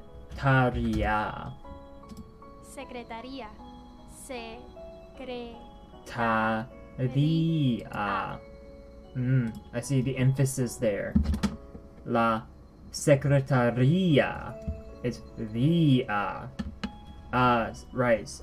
It has the accent there actually for secretaria, whereas secretario is simply like that. It's simple I. But for secretaria, so actually I should probably separate these two since technically this is incorrect. I'm writing it out like that. As we have el secretario, like so, but we also have la secretaria. There's an accent there. La secretaria. Secretaría. Secretaria.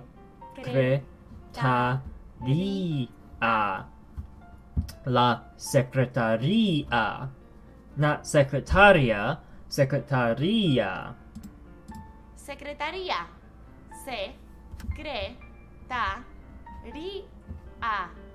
Secretaria. Secretaría. Se. Small but important difference in my opinion. Right, so those are the cognates. Once again, cognates is just a fancy word meaning that it's just words that share similar spellings and meanings between two languages. In this case, English and Spanish. So let's go for more nouns that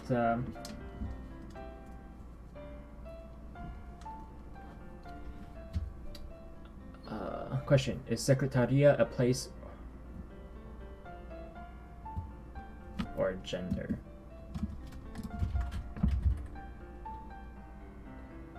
It is secretaria.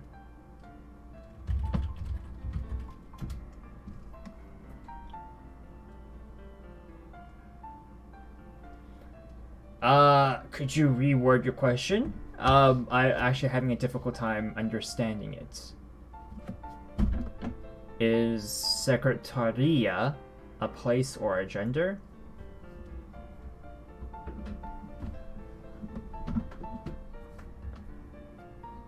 I mean, la secretaria simply means, according to this, the secretary's office.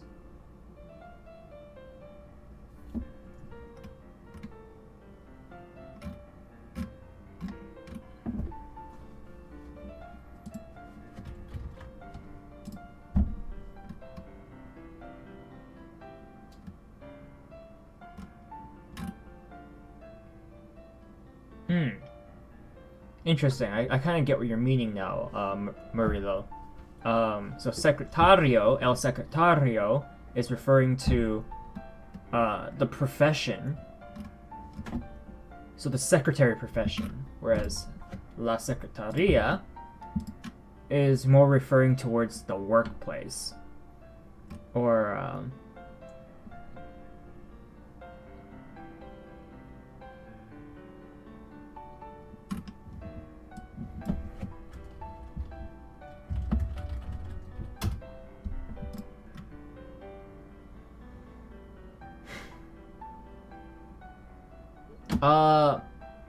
it is,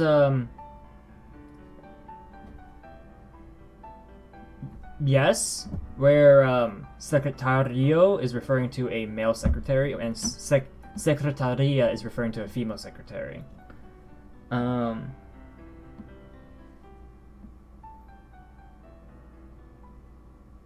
Yeah. I hope that answers your question.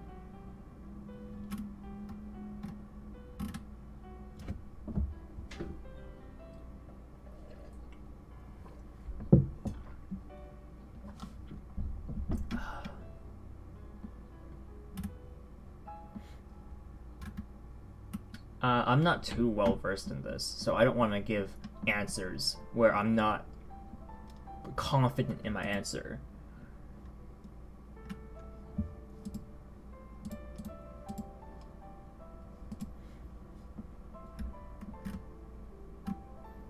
Okay.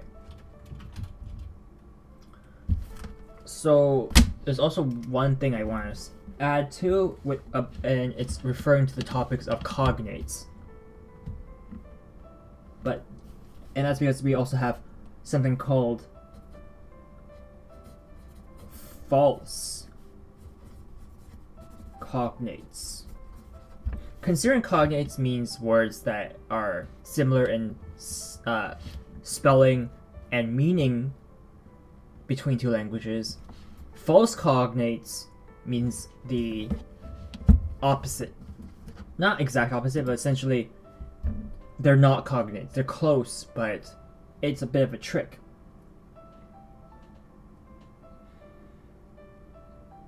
Essentially, it's Spanish words that are spelled similarly to an English word, but they do not mean the same thing. For example, I have 4 examples here. La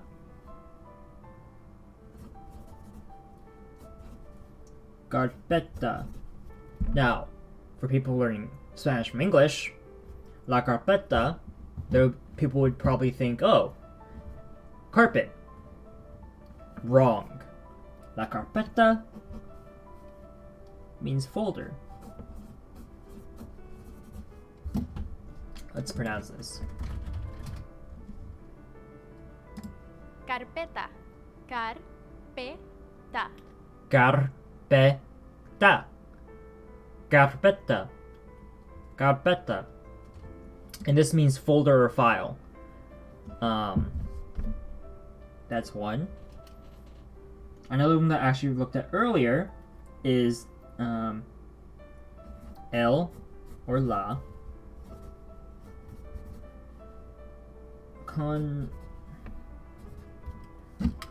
my letters, they're floating away. Doctor, in brackets a for, la. So again, for English speakers, conductor,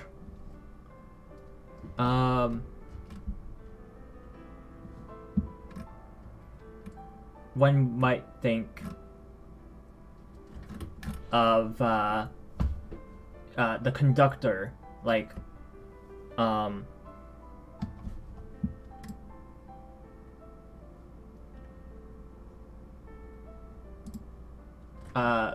I believe conductor is the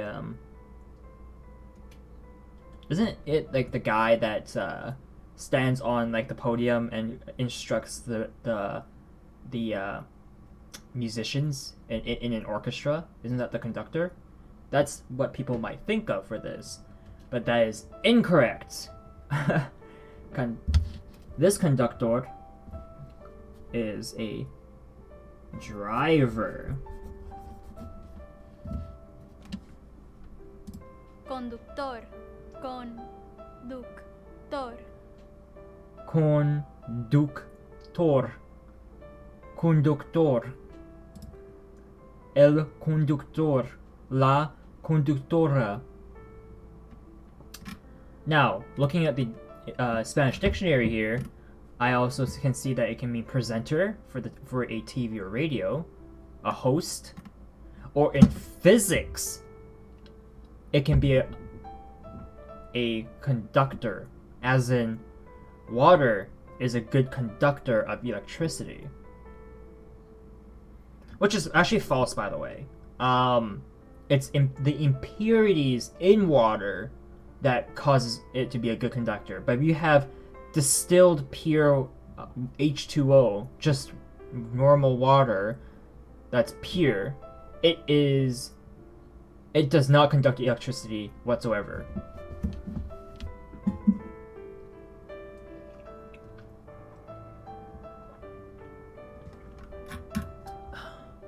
Right. Next we have. Oh, okay, this is great. This is actually hilarious. I love this example. I'm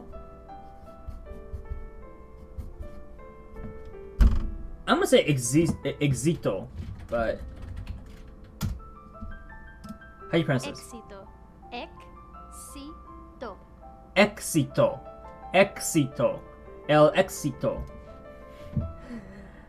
It has everything you would expect from a Spanish word to mean the English exit. The exit. But no. No, it doesn't mean that remotely. Not even close.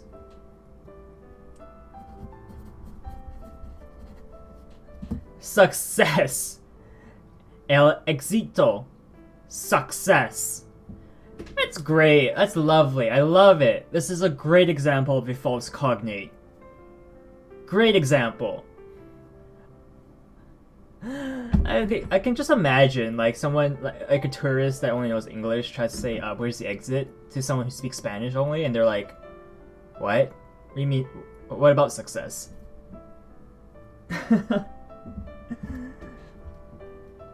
This one is, I mean, I get it.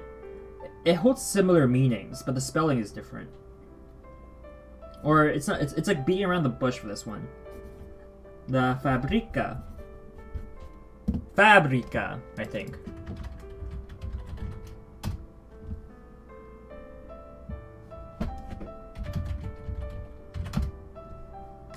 Fábrica. Fábrica.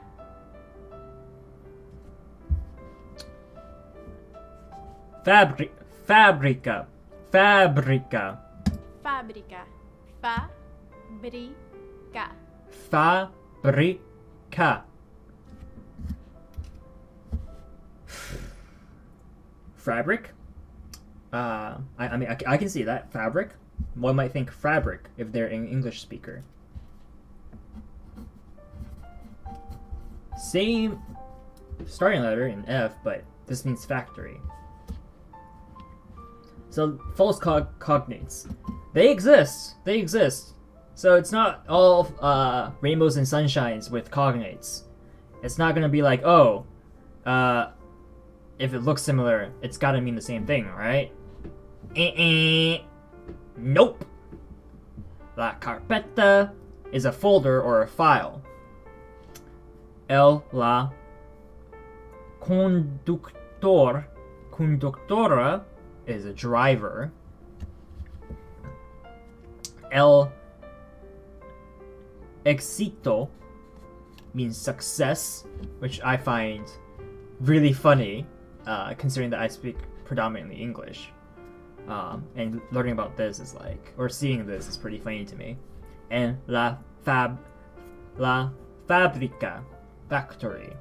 Like, the last one is like, sure, I get it. I can see that.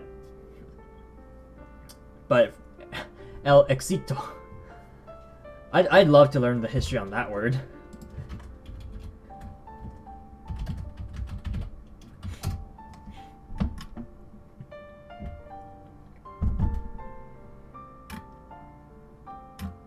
But yeah, so that I want to get through that before I move on to the next chart I see in the textbook here. So let's move on to that now that we've gone through both the cognates and the false cognates.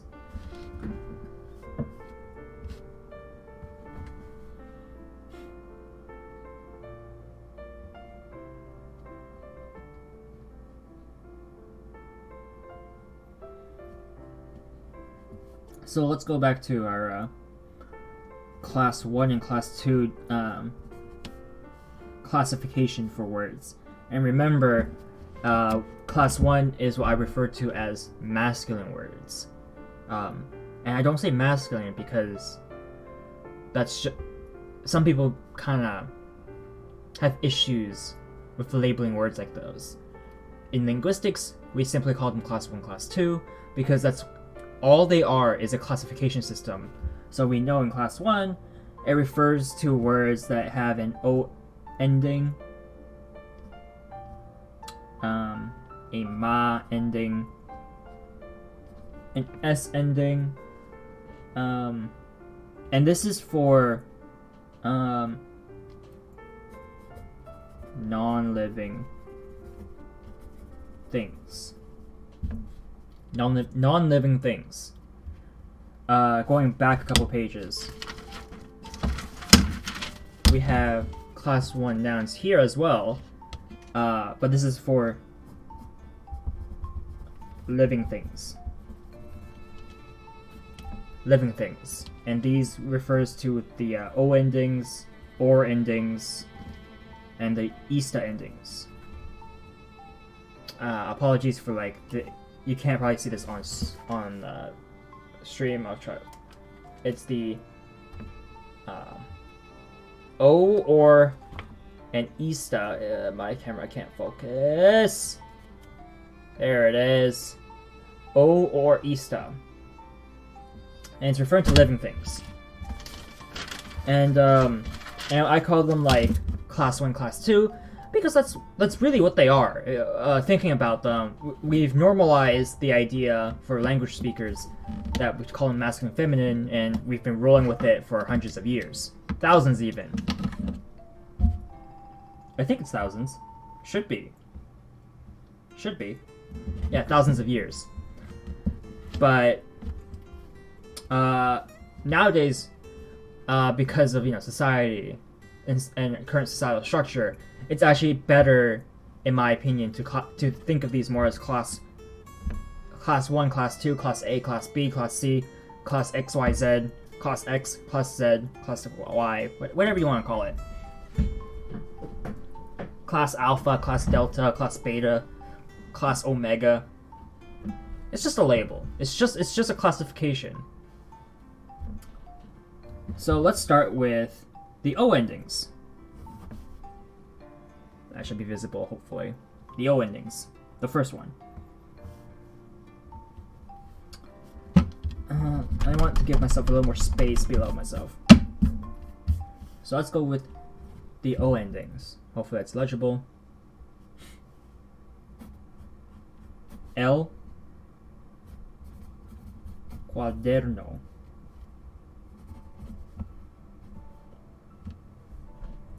This means the notebook.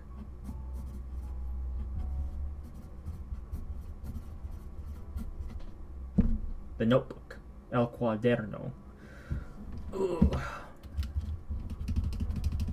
I need better print. I need to practice my print. Cuaderno. El cuaderno. Cuaderno. Cuaderno. Cuaderno. Cuaderno. Cuaderno. Cuaderno. Cuaderno. Cuaderno. Cuaderno. El cuaderno. El diario. The diary.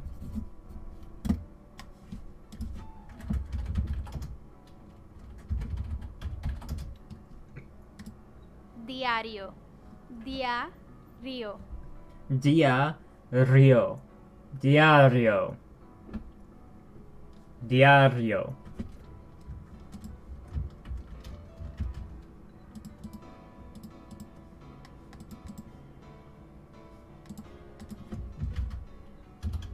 It means the diary.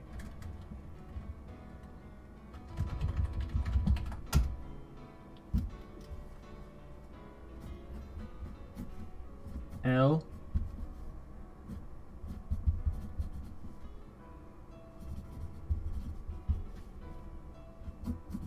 This is also a cognate dictionary. This and this diario and Diccionario. Diccionario. Diccionario. Dictionary. Yeah, it's a cognate. Diccionario. Diccionario. Diccionario. Diccionario. El diccionario.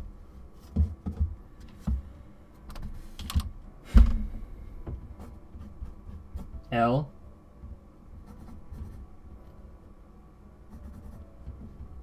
Número.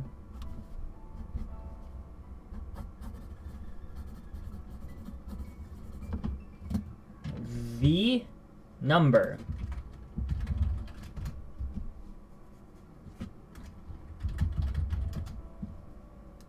Número. Número. Número. Número. Número. El número. The number.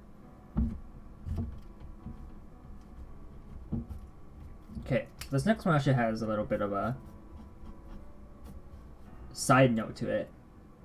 El video. The video. El video. Video. B B. de o. Video. El video.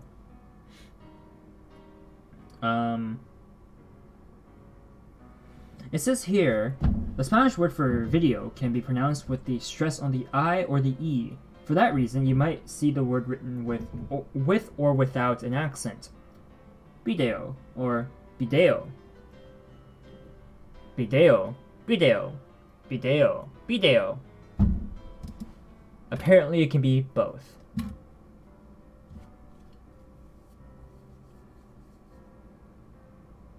That is very nice to know.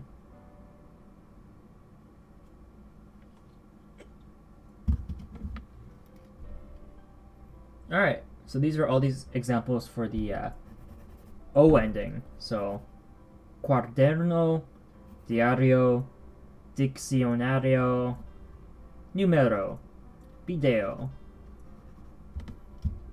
O endings. Our next one is the ma endings.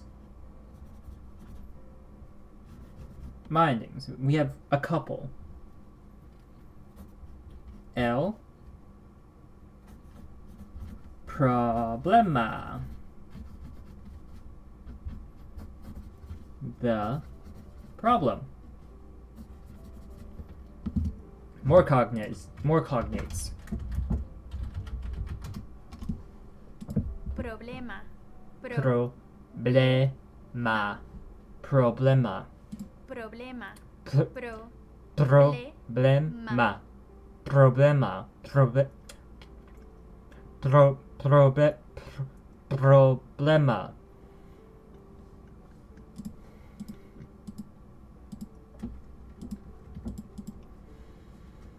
Whew. Problema. El problema. And we have another cognate in el programa. The program.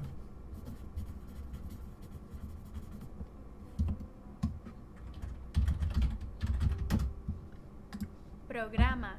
Programa. Programa. Programa. Programa. Programa.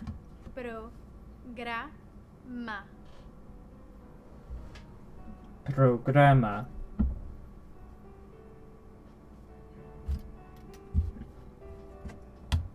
And then here it has the third one simply ending in S. El autobús. The bus. I don't know if I pronounced that right, probably not. Autobús. Autobús. Autobús. El autobús. Autobús. There we go, that's pronunciation. El autobús.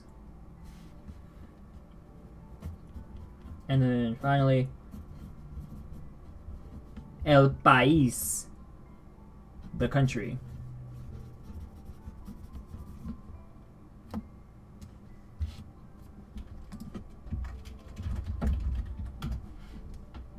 País. País. País. País. El país. País, the country.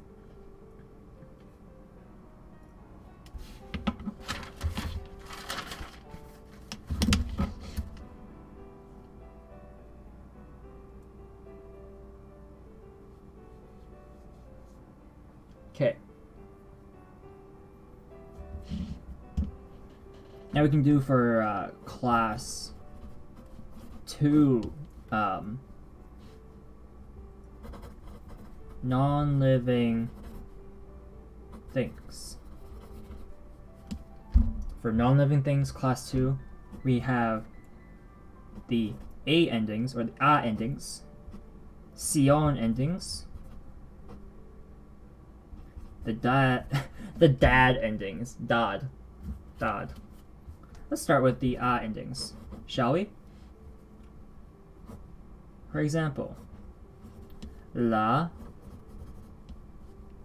computadora, which is a cognate. The computer.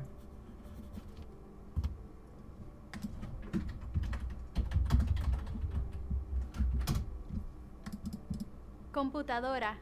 Computadora. La computadora. La computadora. Computadora. La computadora.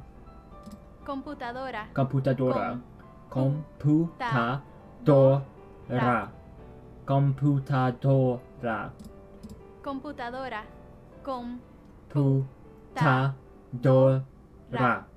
Computadora. La computadora. La cosa. Cosa. The thing.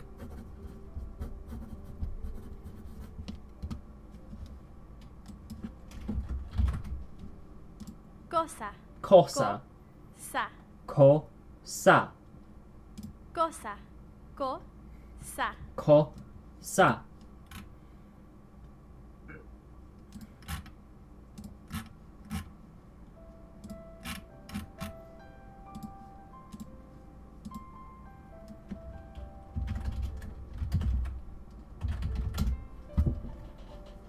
La escuela. The school. La escuela. Escuela. Escuela. Escuela. La escuela. La escuela. La maleta. We had this word in last week's class. Now we finally see what it means. Well, we already knew, but the suit case. A case for your suit. Well, and other things, but maleta. Maleta. Maleta. Maleta. La maleta. Simple. La palabra.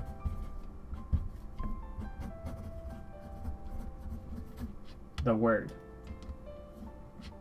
La palabra. Palabra. Palabra. Palabra. Palabra. Palabra. The word. La palabra. These are the 5 for ending with A. The letter A. We can move on to sion. Sion. La lección.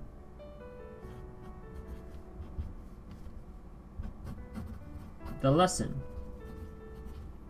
I would say this is also a cognate.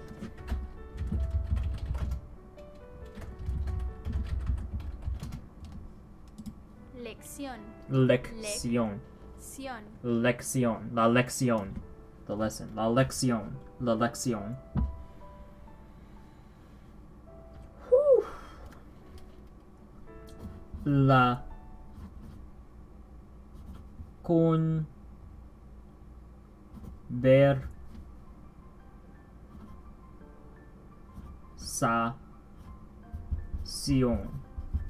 The conversation.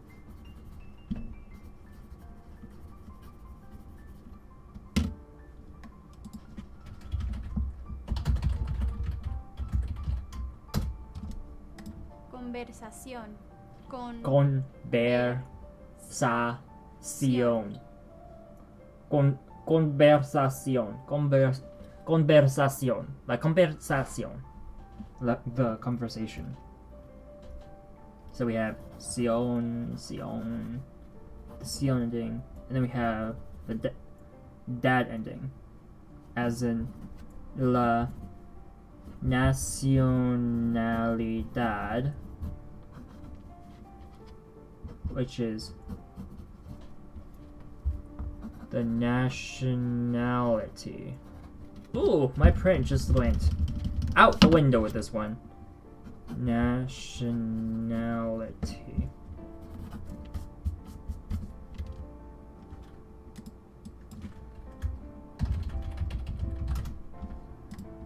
Nacionalidad. Nacionalidad.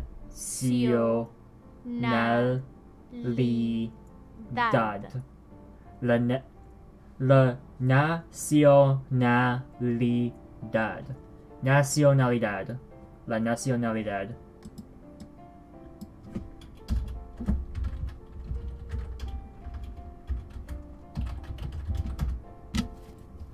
And finally, la comunidad. The community.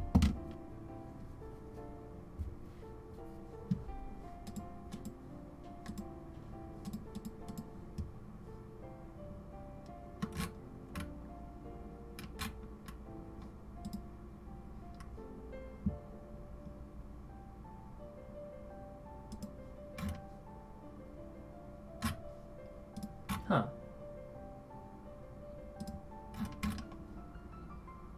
Interesting. Okay. Comunidad. Comunidad. Comunidad. La comunidad. Right. And that's definitely where I want to stop for today. It's been dragging on for a little bit. I know it hasn't been that long, especially compared to the other classes, but taking it short and slow is best, in my opinion. And a lot of it is like no vocabulary. Like I went through, despite everything that happened today, which isn't much, we went through several vocabulary words. Chico, chica, pasajero, conductor, profesor, turista, hombre, mujer, chica, pasajera, conductora, profesora, turista,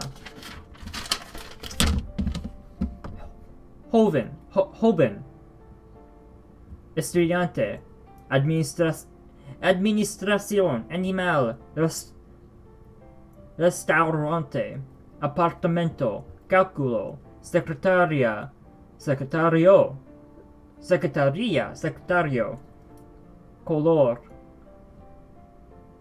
decisión. Is it decisión?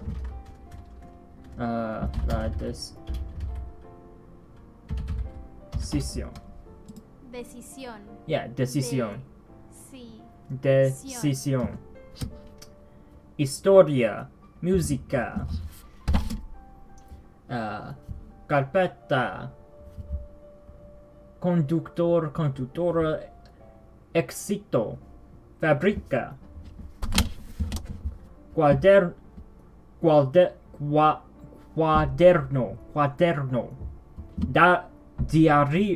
diario, diccionario, número, video, problema, programa,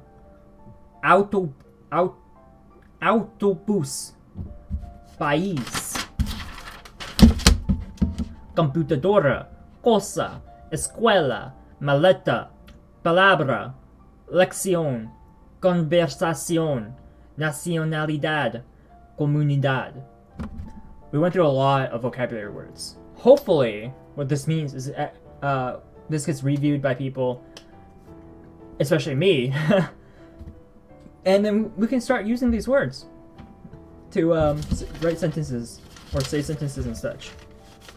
Like, week 1, we went through adios, bien, problema, cosa, cero, chico, diario, nada, estudiante, fotografía, gracias, Gerardo, regular, hola, igualmente, Javier, Javier, kilómetro, lápiz, llave, mapa, nacionalidad, mañana, 11, profesor, que, regular, señora, señor, tú, usted, vista, nuevo, Walkman, existir, México, yo,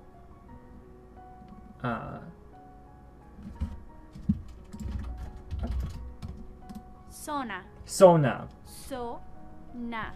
Sona. So we went through all of those last time with several more. Nada. Maleta, 15, muy, hombre, por favor, San Fernando, Estados Unidos, Puerto Rico, España, Ecuador, Maite, gracias, Nueva York, veres creer, en boca cerrada no entran moscas. Like, we went through a lot. So, stuff like that is,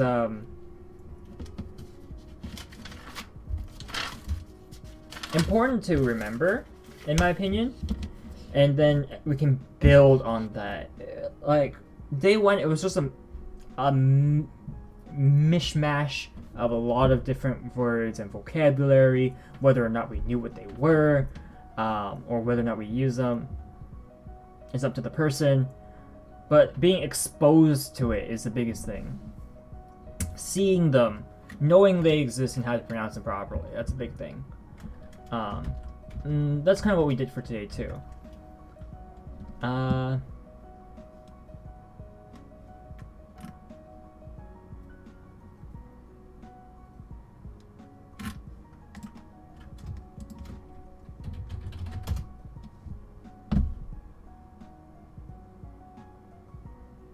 Do I have... I don't even know if I'm allowed to use this. But who cares? Right, so let's lower this. So...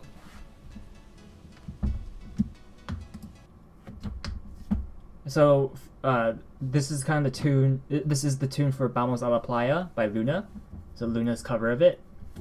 The lyrics being Vamos a la playa, a mí me gusta bailar. Let's go to the beach. I like to dance. El ritmo de la noche. I don't know the exact translation. El ritmo. Ritmo. The sound. The rhythm of the night. Sounds of fiesta.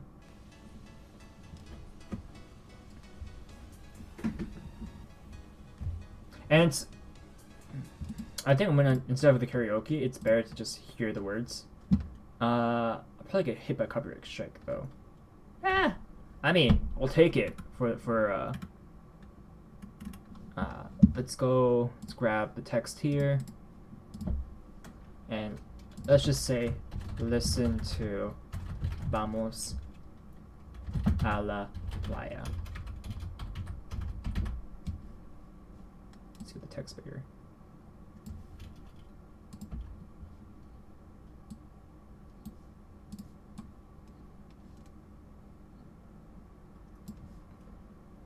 Boop, boop.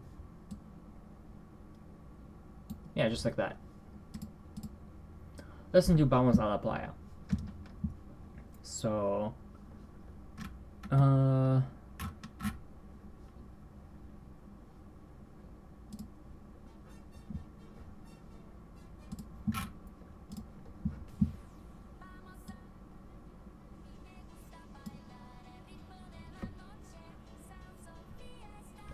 right, so I'm gonna stop it there for the song. Hope everyone can actually hear the little bit so that they kind of know which song it is. It's I'll link it in the description actually. Just say listen to this. Yeah. Music. Say listen to this.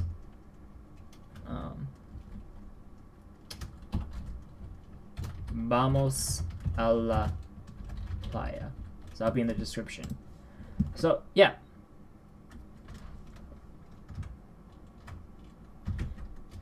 That will be it for today. Thank you everyone for joining me as I try to learn more Spanish. And we'll see, and let me pull up the schedule for today. Or the schedule. Right. So schedule wise, I'm not really planning much. There's a possible collab happening tomorrow with friends, so look forward to that. I know the schedule, it says out with friends, but that plan fell through, so it says maybe something happens here. That something's gonna probably happen tonight. I'll probably play more Mahjong Soul on stream, so that probably is gonna happen. And then for the rest of the week, it's probably just gonna be more Mahjong Soul. Like I'm just gonna play a lot of Mahjong Soul. I've been having a lot of fun with that. My next stream's probably going to be a lot earlier than normal. Maybe I'll have it in the afternoon. I'll probably schedule it for when I feel like it. So in the next maybe 4 or 5 hours, I'll start streaming again. But we'll see.